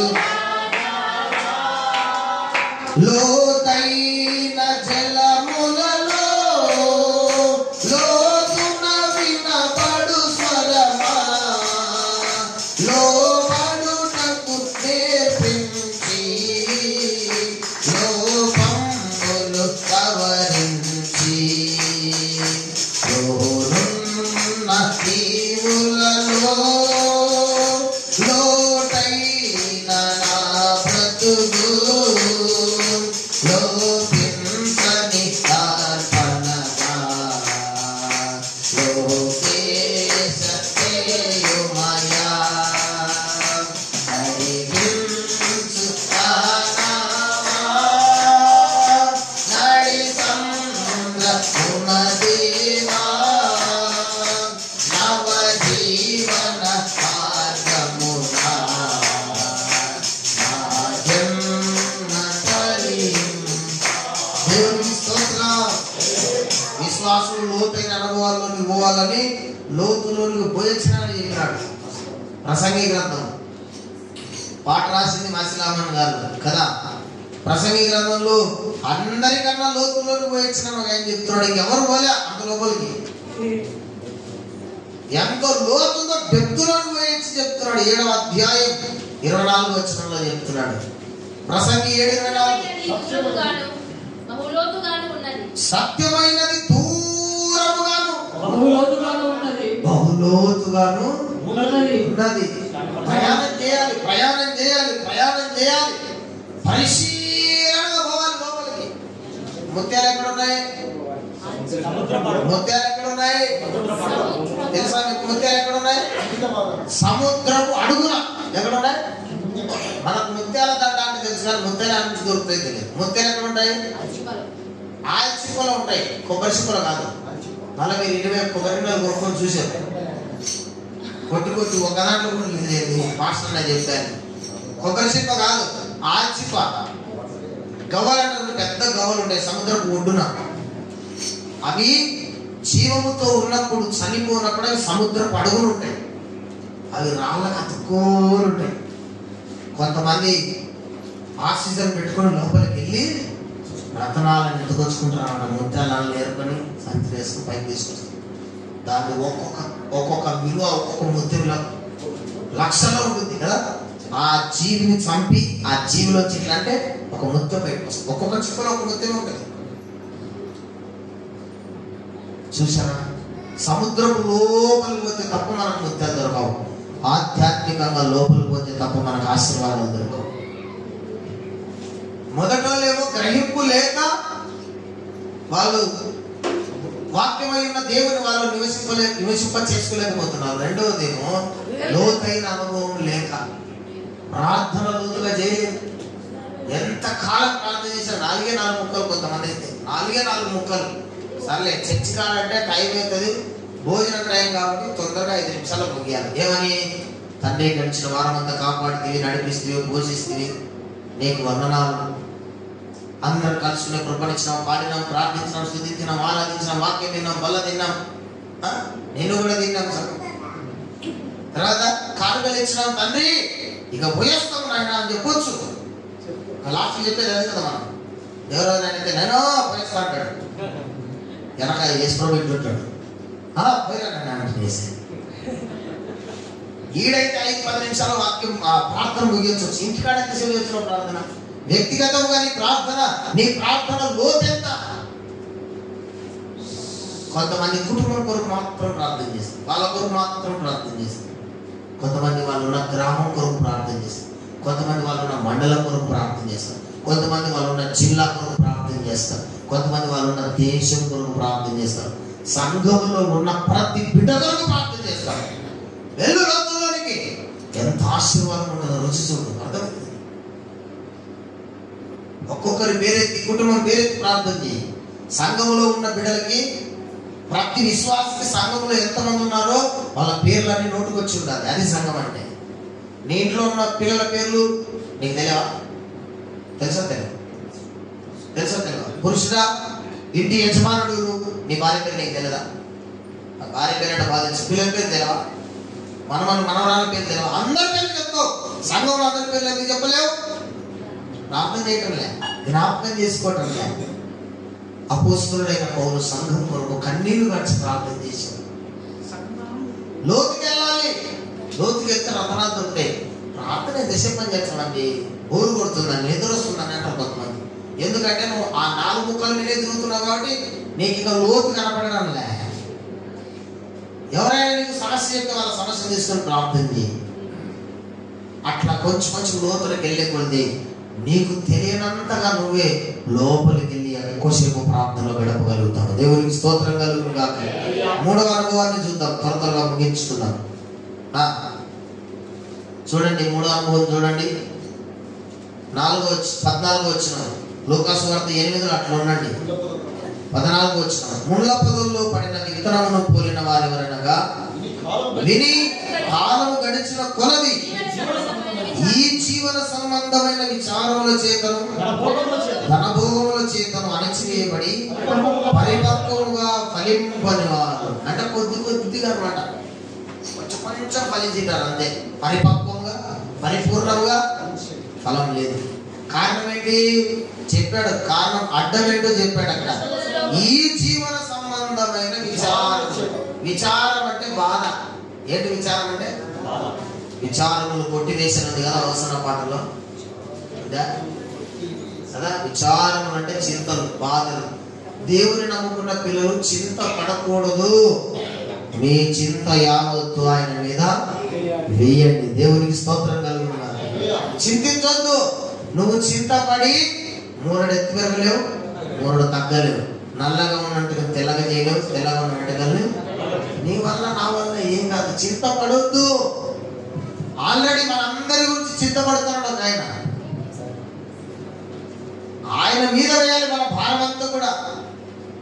దేవుడు మన కొరకు చింతిస్తున్నాడు, విచారపడుతున్నాడు. ఏమని? నా బిడ్డకి ఈ సంవత్సరం అన్నా బుట్టా కమ్మలు పెట్టకపోతేనే. మన విచారం ఎట్లుంటది? పోయిన సంవత్సరం పంట సరిగా పడలే, ఈ సంవత్సరం అన్నా అక్కో సక్కు చేసి భూమి మందు బాగా వేసి ఆ మందు కూడా బాగా వేసి దున్నుతా మొత్తానికి కూలర్లను బాగా పెంచుకొని కరెక్ట్ టైంలో అన్ని చేస్తే పంట బాగా ఉంటుంది. అది పుట్టాలి లోక సంబంధం. ఆత్మ సంబంధం ఏమనుకోవాలి? గత సంవత్సరంలో నేను ప్రార్థనలు ఎదగలేకపోయినా, పాటలు పాడి ప్రభువుని స్తుతించడంలో ఎదగలేకపోయినా, వాక్యంలో ఎదగలేకపోయినా, సంఘ దర్శనంలో ఎదగలేకపోయినా, సంఘ పరిచయంలో నేను ఎదగలేకపోయినా, ఈ సంవత్సరం నేను అలా ఉండకూడదు. కాస్తంతైన కొత్త ఒక మెట్టు పైకెక్కాలి, ఒక అభివృద్ధిలోకి నేను పోవాలి అనే తలంపుతో ఉండేవాళ్ళు ఆత్మ సంబంధులు. దేవునికి స్తోత్రం కలుగుతుంది. దేవుని పిల్లలకు విచారాలు ఉండొద్దు. విచారపడాలండి. మనం విచారపడి ఏం చేసింది లేదు. ఇట్లాంటి ఉంటాయనే ఆ పెద్దలు పాట రాసింది. ఏమని? ఎన్ని తలచినా ఎంత ఏడ్చినా జరిగేది దేవుని చిత్తమే. అంటే నువ్వు నేనేం చేయలేవు, మొరపెట్టడం తప్ప. అంతే కదా. దానికన్నా మించిన గొప్ప పనే లేదు. దేవునికి స్తోత్రం కలుగుతారు. ఎవరంటే ఆ పాట రాసినది? అసలు నా ఇంటి దీపం నీవేయని తలచి నా హృదయము నీ కొరకే బదిలపరచితి. ఇప్పుడున్న పాటల్లో ఈ ఉచ్చారణ చూపించండి నాకు. నా ఇంటి దీపం నీవేనని నేను తలంచుకొని ఏం చేసినాను? నా హృదయం నీ కొరకే హరిపోతున్నానయ్యా, వెలిగించయ్యా. పాటలోనే ప్రభువును స్తుతించడం ఉంది, మన స్థితి తెలియపరచడం ఉంది, అలాగే నన్ను బలపరచని అడగడం ఉంది. అంత మీనింగ్ ఉంది ఆ పాటలో. చివరి వచనం చాలా చక్కగా ఉంటుంది. నా స్థితి గమనించి నన్ను ప్రేమించి నా కొరకే కలువరిలో నీదు యాగమే. మనమేట ఈ లోకంలో డబ్బు సంపాదించలే. నా కష్టం, నా ఐశ్వర్యం, నా ధనం, నా బలం ఇది అనుకుంటాం మనం. కానీ ఆ పాట రాసినానికి గుర్తొచ్చింది, ఇవన్నీ ఉన్న వేస్టేనా బాబు. పరలోకం దొరకాలంటే నీదు యాగమే నా మోక్ష మార్గము, నీ యందే నిత్య జీవము. ప్రభువా నీ యందే మంచి మాటలు రాసినాడు. విచారపడొద్దు. దేవుని పిల్లలకు విచారం ఉండొద్దు. శ్రమ దినమున నువ్వు కృంగిపోతే చేతకాని వాళ్ళం అయిపోతాం. కంప్లీటెడ్ గా డిలే పడిపోతాం మనం. అలా ఉండకూడదు మనం. దేవునికి స్తోత్రం కలుగుతుంది. హల్లెలూయా. ప్రభువా శ్రమంలో నడుస్తున్నా శక్తి చాలడంలే, శ్రమను మించి శ్రమ మీద నేను సవాలు తీసగలిగినంత శక్తి బలం నాకు దయచే. దీనిని ఓడించి శ్రమలలో కూడా, నిందలలో కూడా, అవమానాల్లో కూడా, కష్ట నష్టాల్లో కూడా నీ నామాన్ని మహిమపరిచే నీ కుమారుడుగా కుమార్తెగా నన్ను అభిషేకించు ప్రభు అని దేవుని అడగాలి. దేవునికి స్తోత్రం కలుగుతారు. మనం అట్టగాదు. కష్టాలే రానియద్దు ప్రభు నాకు, శ్రమలే రానియద్దు ప్రభు నాకు అంటే దేవుడు అంటాడు నువ్వు పరలోకానికి రావంట. ఆయన ఆయనకు న్యాయం ఉండదా? విశ్వన్యాయాధిపతి ఆయన కదా. అసలు ఆయన నియమించి పెట్టినాడు ఏంటి? శ్రమలు లేకుండా ఎవరికి సింహాసనం లేదని. శ్రమ పడకుండా పరలోక రాజ్యానికి ఎవరు రాడని బైబిల్లో ఉందా లేదా? అపొస్తలుల కార్యాలు ఏం చెప్పారు? మనం అనేకమైన శ్రమలను అనుభవించిన మీదట దేవుని రాజ్యంలోనికి ప్రవేశించాలి. అనుభవించకపోతే ప్రవేశించలేము, సహించకపోతే పైనకి వెళ్ళిన తర్వాత ఏలలేము. ఏం చేయలేము, ఏలలేము. దేవునికి స్తోత్రం కలుగును గాక. సహించిన వారమైతే ఏలుబడి చేస్తాం. దేవునికి స్తోత్రం కలుగును గాక. విచారపడద్దు. సహించుటకు శక్తిని ప్రభా, జయించడానికి శక్తిని ప్రభా, తప్పించుకునే మార్గం చూపి ప్రభా అడగాలి ప్రభుని. అప్పుడైనా ఈజీగా నేను టేకప్ చేసుకున్నాడు బయటికి. అంతేగాని అసలు నాకు రానే రావద్దు అని చెప్పొద్దు. నువ్వు ఇట్లా అన్నావంటే దేవుడు ఖచ్చితంగా అంటాడు, నువ్వు పరలోకానికి రావద్దు ఆయన, నువ్వు పరలోకానికి రావాలమ్మా. ఏం కష్టం వద్దన్నావు కదా, కాబట్టి నువ్వు పరలోకంలో రావద్దు. ఈడ శ్రమలలో నుంచి వచ్చిన వాళ్ళకే సింహాసనం దొరుకుతుంది కదా. గొర్రెపిల్ల రక్తములో శ్రమలు పొందిన వాళ్ళు, దేవుని కొరకు హతసాక్షులుగా మార్చబడిన వాళ్ళకి సింహాసనం దొరుకుతుంది. ఎవరు పడతాం వాళ్ళు పాటలు పాడతారు కదా. మనం బలవాడతాం పాటలు. ఏమండి, నువ్వు జయించినావు, నాకు సింహాసనం ఇస్తావు. Take it easy. మనం దెబ్బలు నువ్వు తిన్నావు, బట్టలు నాకు ఇచ్చినావు, అంతే కదా. నువ్వు చచ్చిపోయినావు, నన్ను బతికించినావు. నీ సాగు రోజు నేను మటన్ చేసుకుంటున్నా. ఇది మన శ్రమలు నాకొద్దు, దేవుని పక్షాన శ్రమ నాకొద్దు అనే విశ్వాసం దొరకదు. బెస్ట్ నలగాలి శ్రమలు. యేసు ప్రభు ఏ విధమైనటువంటి మాదిరి మనకు చూపించిపోయినాడు, ఆయన అడుగు జాడలో తప్పక మనం నడవాలి. దేవునికి స్తోత్రం కలుగుతారు. శుద్ధ స్వర్ణంగా మార్చబడిన తర్వాత అసలు కాస్తంత కూడా పాపము లేని పరిశుద్ధులుగా క్రీస్తులకు కలిగిన సారూప్యతలకు వచ్చి సింహాసనం మీద కూర్చోవాలి. దేవునికి స్తోత్రం. అది అందుకే విచారపడద్దు. నీ పరిస్థితులు ఎక్కడన్నా నువ్వు విచారపడద్దు. అప్పుల సమస్య, అనారోగ్యం సమస్య, ఆధ్యాత్మికమైనటువంటి అడ్డంకులు ఏమి పట్టించుకోవద్దు. అసలుకి నువ్వు నేను చేయాల్సిన పని ఏంటంటే ఎవరు తెలుసా, రెండు చేతులు పైకి ఎప్పుడు ప్రభువుకు మన సమస్య చెప్తున్నాం, ప్రార్థన చేస్తున్నాం. ఇదే నువ్వు నేను నేర్చుకోవాల్సినటువంటి విషయం. దేవునికి స్తోత్రం కలుగును. ఈ జీవన సంబంధమైన విచారముల చేత రెండోది ఏం చెప్పాడు, డబ్బు డబ్బు డబ్బు డబ్బు డబ్బు. ఆ డబ్బు డబ్బు డబ్బు డబ్బు డబ్బు డబ్బు అని చిన్నగా దేవునికి దూరం అవుతుంటాం. అది గమనించాలి మనం. డబ్బు వచ్చే కొలది దేవునికి దూరం అయింది, డబ్బు వచ్చే కొలది దేవునికి దూరం అయింది. అందుకే 90% ధనవంతులు పరలోకంలో ఉండరని చెప్పాడు కదా. సూది బెజ్జములో వంట దూరుడు సులభం, వంటనైనా దూరుస్తాను నేను, ఎందుకంటే మనుషులకు అసాధ్యమైనవి నాకు దూరుస్తాం. కానీ పరలోకానికి మాత్రం ధనవంతులు రాని అన్నాడు. ఎందుకో తెలుసా, వాడికి ధనం మీదనే ఆపేక్ష, వాడి ధనమే వానికి దేవత, వాడి ధనమే వానికి విగ్రహం. మొన్న ఒక ఆయన సాక్ష్యం చెప్తున్నాడు, అన్న ఒక 5 కోట్లు తెచ్చి ఇంట్లో పెట్టానన్న, నిద్ర పట్టుకుందన్న అంటున్నాడు. 5 కోట్లు తెచ్చి ఇంట్లో పెట్టినానన్న, అస్సలు ఇల్లు పెట్టుకోబుద్ధి కాకుండా ఆయన. ఎందుకు? అద్దె కరెక్ట్ మాట అట నోటీస్ కట్టి చెప్పాలి సమాధానం. దేవునికి స్తోత్రం. ఎవడెవడు వచ్చి ఎత్తుకుపోతాడేమో. ఒకడంట డబ్బు పిచ్చుడు ఏం చేశాడంట, ధనవంతుడు బాగా, డబ్బు ఎవరైనా ఎత్తుకుపోతారేమోనని భార్యకి చెప్పినాడంట, మన ఇద్దరము డబ్బు ఉన్న రూమ్లోనే పడుకుందాం, మరి ఎవడని వచ్చి డబ్బులు ఎత్తుకుపోతే ఎట్లా అని మధ్యరాత్రి ఒక ఆలోచన వచ్చిందండి. మన ఇద్దరు ఫుల్ నిద్రపోతాం, ఎవడన్నా బీరు మొత్తం ఎత్తుకుపోతే అనేటంట, మంచం బీరో కానీ అన్నాడంట. ఎందుకంటే బీరో కదిలించినప్పుడు మంచం కదిలితే లేచాం కదా అని మంచం బీరో కదిలించాడు. మళ్ళీ మధ్యలో మళ్ళీ ఒక ఆలోచన వచ్చిందండి, మనం ముద్ర పక్కన వెనక పక్కన చూసుకోకపోతే వాడు అని భార్య భర్తలు ఇద్దరు బీరో మీద వేసుకొని చచ్చిపోయారంటే మీద పెట్టుకొని పడుకుందాం. అప్పుడైతే ఎవడు దాన్ని తీసుకోకూడదు కదా, మీరేసుకున్నారంటే ఇద్దరు వదిలేకి వీలు లేదు. ధనాపేక్ష సమస్త కీడులకు ఊర్లలోను ఉత్సవంలోను దిగుతుందని. కాబట్టి దేవుని పిల్లలకు డబ్బు కావాలి కానీ దేవుని విడిచిపెట్టేటంత కాదు. అందుకే 90% ధనవంతులు పరలోకంలో ఉండరని చెప్పింది. అందుకే ఇప్పుడు ఇద్దరు ధనవంతులే కదా, ఇద్దరు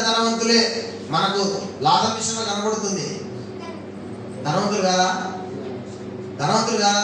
అబ్రహాము ధనవంతుడే, పాతాళంలో ఉన్నాడు కూడా ధనవంతుడే. మరి అబ్రహాము ధనవంతుడయ్యండి పరదేశంలో ఉన్నాడు, ఈ ధనవంతుడయ్యండి పాతాళంలో ఎట్లున్నాడు అంటే వీడికి దేవుని కంటే ఎక్కువ డబ్బు కావాలి, దేవుని కంటే ఎక్కువ డబ్బు మీద ఆశ. డబ్బు ఉంటే దేవుడు కూడా మనతో ఉంటాడని వాళ్ళ కాన్సెప్ట్. అలాగే మనం ఎప్పుడు ఉండవు దేవుని పిల్లలు. దేవునికి స్తోత్రం కలుగునుగా. హల్లెలూయా. ఇహమందు ధనవంతులైన వారు గర్విష్ఠులు కాక ప్రభు ఈ డబ్బు నాకు ఇచ్చింది సత్యం కొరకు వాడడానికి అనే కాన్సెప్ట్ లో ముందుకెళ్తే నీ డబ్బుకు కొదవఉండదుగా. అబ్రహాం లాగానే నువ్వు దీవించబడతావు. దేవునికి స్తోత్రం కలుగునుగా. తొందరలో నీకేం విశ్వాసం ఉందో లేదో నేను మిమ్మల్ని ఏమన్నాను, కానీ నన్ను నేను అనుకుంటున్నా నేను మాత్రం మంచి ధనవంతుని కాబోతున్నా. దేవునికి స్తోత్రం కలుగునుగా. హల్లెలూయా. మీరు కూడా మీరు అనుకోండి, ప్రభా నేను కూడా ధనవంతుని అవుతున్నాను. నిజంగానే దేవుని పిల్లలు ఎవ్వరు కూడా నాకు ఇక కొదువ ఉంది అని చెప్పనంత ధనం దేవుడు మనకి ఇవ్వబోతున్నాడు. ఆ దినాల్లోకి మనం ఎంటర్ అయినప్పుడు దేవునికి స్తోత్రం కలుగునుగా. లోకమంతటికి శ్రమకాలం ఉంటుంది, శ్రమకాలంలోనే మనకు ధనవంతులంగా ఐశ్వర్యవంతులుగా శుభ్రంగా తిని ఉంటాం. విశ్వాసం వచ్చిన వాళ్ళకి అర్థమవుతుంది కదా. ఐగుప్తు దేశం అంతా చీకటి కమ్మింది, ఇశ్రాయేలు గుడారంలో ఏముంది? వెలుగుంది. దేవునికి స్తోత్రం కలుగునుగా. అది విషయం. విశ్వాస సంబంధుల ఇల్లు గొప్ప ధననిధులు మాట్లాడి లోకమంతా మీదకి కరువు రాబోతుంది. ఆ మాట చెప్పింది ఎవరు? యేసయ్యనే. కరువు రాబోతుంది లోకమంతా మీదకి. మనం కూడా లోకంలో ఉన్నాం, కానీ దేవుడు మనలను కరువులో లేకుండా పోషిస్తాడు. దేవునికి స్తోత్రం. అబ్రహామును పోషించిన దేవుడు మనల్ని పోషిస్తాడు. లోకమంతరికి కరువు వచ్చింది, అబ్రహాముకి వచ్చిందా? పోయి రాజు ఇంట్లో పెట్టాడు. దాదులు నీకు పాలించి పెంచుతారు, రాజులు నీకు సేవ చేస్తారు, అన్ని నీకు సేవ చేస్తారు. దేవుని పట్ల నీకున్న విశ్వాసమే అటువంటి అడుగుల గుండా నిన్ను నడిపిస్తుంది. దేవునికి స్తోత్రం కలుగునుగా. విచారపడొద్దు. దేవుడు చేసే కార్యాలు అద్భుతంగా ఉన్నాయి. ముందు కాలంలో చూద్దాం. చివరి మాట చెప్పుకొని ముగించుకుందాం. 15వ వచనం. మంచి నేల నుండి విత్తనమును పోలిన వారెవరనగా యోగ్యమైన మంచి మనసుతో వాక్యమును విని అది విషయం దానిని అవలంబించి ఓపికతో ఫలించువారు. దేవునికి స్తోత్రం కలుగునుగా. ఇప్పుడు ఇది ఫైనల్ స్టేజ్. మనం మంచి నేల అంటే మంచి నేల అంటే అర్థం ఏంటంటే పైన 3 గాలితే అర్థం. పైన 3 గాలితే అర్థం. త్రోపకన అంటే గట్టిగా ఉన్న నేల మీద మనం విత్తనాలు వేస్తే పడుతాయి. మనుషులు తొక్కితే భూమికి సారం తగ్గిపోతుందని సైన్స్ లో ఉంది. మీకు తెలుసా? కాళ్ళు అడుగుతాడని తొక్కిన దగ్గర విత్తనాలు ఫలించవు. ప్లస్ చెట్టు నీడ పడిన దగ్గర కూడా విత్తనాలు ఫలించవు. ఎందుకంటే కరెక్ట్ సూర్యరశ్మి దానికి తగలదు. మనుషులు కాళ్ళతో దొక్కితే మనిషి కాళ్ళలో ఉన్న చెమట విషం మట్టికి తగిలి మట్టిలో ఉన్న సారం చచ్చిపోతుంది. మనిషికి అంత విషం ఉంటుంది, మనుషులు అంత విషం ఉంటుంది. మన నుంచి బయటికి వెళ్ళిపోయే చెమట మొత్తం విషమే, మామూలుది కాదండి. ఆ అడుగు తొక్కి రస్త ఏర్పడుతుంది, ఆ గట్టి కూడా వలవదు. అంత విషం ఉంటుంది మన చెమటలో. లోపల ఉన్నటువంటి వేస్ట్ పదార్థం అంతా కూడా నీళ్ళ రూపకంగా బయటకు వచ్చి దాంట్లో ఉన్న పవర్కి భూమి సారం తగ్గుతుంది. అందుకే ఎండాకాలం కాగానే ముందు భూమిని నాగలు పెట్టి తులుతారు లోతుగా. ఎందుకంటే లోపల ఉన్న మట్టి పైకి వస్తుంది, పైన ఉన్న మట్టి కిందికి పోతుంది. అదనమాట సేద్యంలో ఉండే టెక్నిక్. లోతుకు బాగా వస్తారు. కొన్నిసార్లు ఆ తోలే వ్యక్తి, చాలా మంది ఇక్కడ సేద్యం చేసినారు, తోలే వ్యక్తి ఆ మేడతాక మీద చేయబెట్టుకుంటాడు గట్టిగా. కొంతమంది ఏం చేస్తారంటే దాని మీద ఎక్కి నిలబడతారు ఇట్లా బరువు కోసం. ఇంకొంతమంది చేస్తారంటే ఒక బండ తెచ్చి దాన్ని కడతారు. కారణం ఏంటి? బరువు ఉంటే లోపల ఉన్న మట్టిని బయటికి తీసుకొస్తుంది, బయట ఉన్న మట్టి లోపలికి వెళ్ళిపోతుంది అనమాట. ఆ ఎండాకాలం మట్టి బాగా ఎండకు కాలి దాన్ని మరలా నీళ్ళ చేత మెత్తన చేయబడి కొట్టి దాంట్లో ఉన్న చెత్త చెదారంతా తీసేసి అప్పుడు విత్తనాలు నాటుకుంటే అద్భుతమైన పంట వస్తుంది. దేవునికి స్తోత్రం కలుగుతుంది. సేమ్ విషయం మన బ్రతుకు కూడా అలాగే. మన హృదయంలో ఉన్నటువంటి చెత్త చెదార్థం ఎప్పటికప్పుడు తీసేసుకొని వాక్యాన్ని మన హృదయంలో నివసింపజేసుకుంటే మనం అన్ని విషయాలలో ఫలిస్తాం. ఒక్కటి కాదు, అన్ని విషయాలు ఫలిస్తాం. అసలు మనం ఫలించాలనే దేవుడు మనల్ని పుట్టించినాడు. దేవునికి స్తోత్రం కలుగుతుంది. మనం ఫలించకపోతే ఆయనకు అవమానం. దేవుని బిడ్డలు దీవించబడకపోతే దేవునికి అవమానం. నువ్వు నేను దీవించబడాలి. శారీరకంగా దీవించబడాలి, ఆధ్యాత్మికంగా కూడా దీవించబడాలి. మనలో ఏం చేస్తున్నారంటే ముందు ఆధ్యాత్మికంగా దీవించబడి తర్వాత ముందు శరీర సంబంధంగా దీవించబడి తర్వాత ఆధ్యాత్మికంగా దీవించబడదామని పనులు ఎత్తుతున్నారు. దేవుడు మనకిచ్చిన లైన్ అది కాదు. ముందు ఆధ్యాత్మికమైన దీవెనను పొందితే తర్వాత నువ్వు మిగతా విషయాలు ఆటోమేటిక్గా వర్తిల్లుతావు. దేవునికి స్తోత్రం కలుగుతుంది. అది గుర్తుపెట్టుకో. ముందు నువ్వు డబ్బు వెంబడి పరిగెత్తాకు, ఆత్మీయత వెంబడి పరిగెత్తు. ప్రార్థన, వాక్యం, స్తుతి, ఆరాధన, దేవుని అభిషేకం, సత్య దర్శనం, దేవుని పరిచర్య, ఆత్మల పట్ల భారం, ఇట్ట పరిగెత్తు. అవన్నీ నీకు రివర్స్ లో పరిగెత్తి నీ దగ్గరికి వస్తాయి. దేవునికి స్తోత్రం కలుగుతుంది. అవన్నీ నీకు అవసరమైతే అప్పుడు పరిచర్య చేసుకున్నావు విరివిగా, కారు అవసరమైంది, దేవునికి తెలియదా? నేను మొన్న స్త్రీల కూడిక జరిగిన రోజు రవికుమార్ మాస్టర్ గారితో మాట్లాడుతూ ఒక మాట అన్న, ఒక 25 సెంట్ల బిట్టు మనకి మందిరానికి అమ్ముతామంటున్నారు, కొంచెం తక్కువ రేట్కి అమ్ముతామంటున్నారు. ఒక 25 లక్షలు కావాలన్నా, కానీ కొంచెం భారం కదా 25 లక్షలు అంటే, కొంచెం ప్రార్థన చేస్తున్నాము అన్నాను. నువ్వు ఒక పని చేయి, టెక్నిక్ చెప్తా. ఆ స్థలాన్ని ముందు బేరానికి కుదుర్చుకొని ఎంతో కొంత వాళ్ళకి అడ్వాన్స్ ఇచ్చేసి ప్రార్థన చేసుకుంటూ ప్రభువా నా కోసం కాదు నీ పని కోసం అడుగుతున్నానని దేవునికి ఇదే మొరపెడుతుంది. దేవుడు ఒక టైం వస్తుంది, దేవుడు తప్పకుండా దాన్ని నీకు ఇస్తాను. అది మనం ముందు లోక సంబంధమైన వాటి విషయం పరిగెత్తుంది, ఆధ్యాత్మికత వెంబడి పరిగెత్తాలి. ప్రభువా నా ఇంటి కోసం నేను అడగలే, నా సొంత లాభం కోసం నేను అడగలే, ఏదో నా పేరు ప్రఖ్యాతుల కోసం నేను అడగలే. నీ నామ మహిమార్థమై నా మందిరం అన్ని జనులకు ప్రార్థన మందిరం అనబడును అని చెప్పిన నీ మాట నెరవేర్పు కొరకు అడుగుతున్నానని ప్రతిరోజు దేవుని సన్నిధిలో మోకాలు వచ్చి ప్రార్థన చేయి. నువ్వు కాదని ఉన్న దాంతో కూడా దేవుడు తీసుకొస్తాడని చెప్పి దేవుడికి స్తోత్రం కలుగుతాయి. అందుకే నేను కూడా ఒక ధైర్యం తెచ్చుకొని ఖచ్చితంగా దాన్ని బేరం కుదిర్చి 1 లక్ష 2 లక్షలు అడ్వాన్స్ ఇచ్చి ప్రార్థన చేసుకుని కూర్చున్నాం అనుకోండి. దేవుడికి స్తోత్రం కలుగుతాయి. మీరు కూడా ప్రార్థన చేయండి. బనగానపల్లి రూట్కి మంచి బిట్టు 25 సెంట్లు, మంచిగా ఒక సైడ్ మందిరం, ఒక సైడ్ ప్లేస్ మనం ప్రశాంతంగా మీటింగ్లు జరుపుకోవడానికి, ఒక మూలకు బాప్తిస్మాలతోటి, ఒక సైడు సేవ చేయడానికి వచ్చిన బిడ్డల కొరకు మంచి ఒక 3-4 రూములు కట్టాలా. నా ప్లాన్ అంతా చాలా ఉంది. దేవుడు చేస్తాడు, టైం వస్తుంది. దేవునికి స్తోత్రం కలుగుతుంది. మంచి నెలలో మారండి. మంచి నెల ఎప్పటికైనా ముందు దున్నబడుతుంది. గాయమైన నేలలే మంచి నేలలు అయితాయి. గాయపడాలి నేల. దున్నుతున్నప్పుడు ఎందుకు దున్నుతావురా అని అడిగితే అది మంచి పంటనిచ్చే నేలగా మారదు. దున్నబడాలి, కొట్టబడాలి, నలగొట్టబడాలి, విరగొట్టబడాలి. అన్ని విధాలుగా నలిగిన తర్వాతనే అది మంచి పంటనిచ్చే పొలంగా మారుతుంది. దేవునికి స్తోత్రం కలుగుతుంది. మనం కూడా అటువంటి వారమైతేనే తప్ప దేవుని వాక్యములలో నివాసము చేయలేదు. దేవుని వాక్యములలో నివసించిందంటే, దేవుడే మనం నివసించినాడంటే దావీదును ఏ శక్తి ఆపలేదు. దావీదుని ఏ శక్తి ఆపిందే? ఎదుగుదలని ఆపిందే? చెప్పండి. ఆపాలనుకున్న శక్తులన్నీ పాతాలన్నీ పోయినాయి. నిన్ను నన్ను ఎవరు ఆపలేరు అప్పుడు ఇంకా. దేవునికి స్తోత్రం కలిగినది. కాబట్టి మనం ఒక్కటే కాన్సెప్ట్ ఏంటంటే, దేవుని వాక్యము నాలో సమృద్ధిగా నివాసము చేసే, దేవుని వాక్యానికి నివాస యోగ్యమైన స్థలముగా నా బ్రతుకు, నా కుటుంబం, నా జీవితం ఉండాలని తీర్మానం చేద్దాం. అటువంటి కృప దేవుడు మనకిచ్చి అట్టి అనుభవాలు కూడా ప్రభువు మనల్ని నడిపించును గాక. తల వంచని కళ్ళు మూసుకొని చిన్న ప్రార్థన చేసుకుంటాం. స్మాల్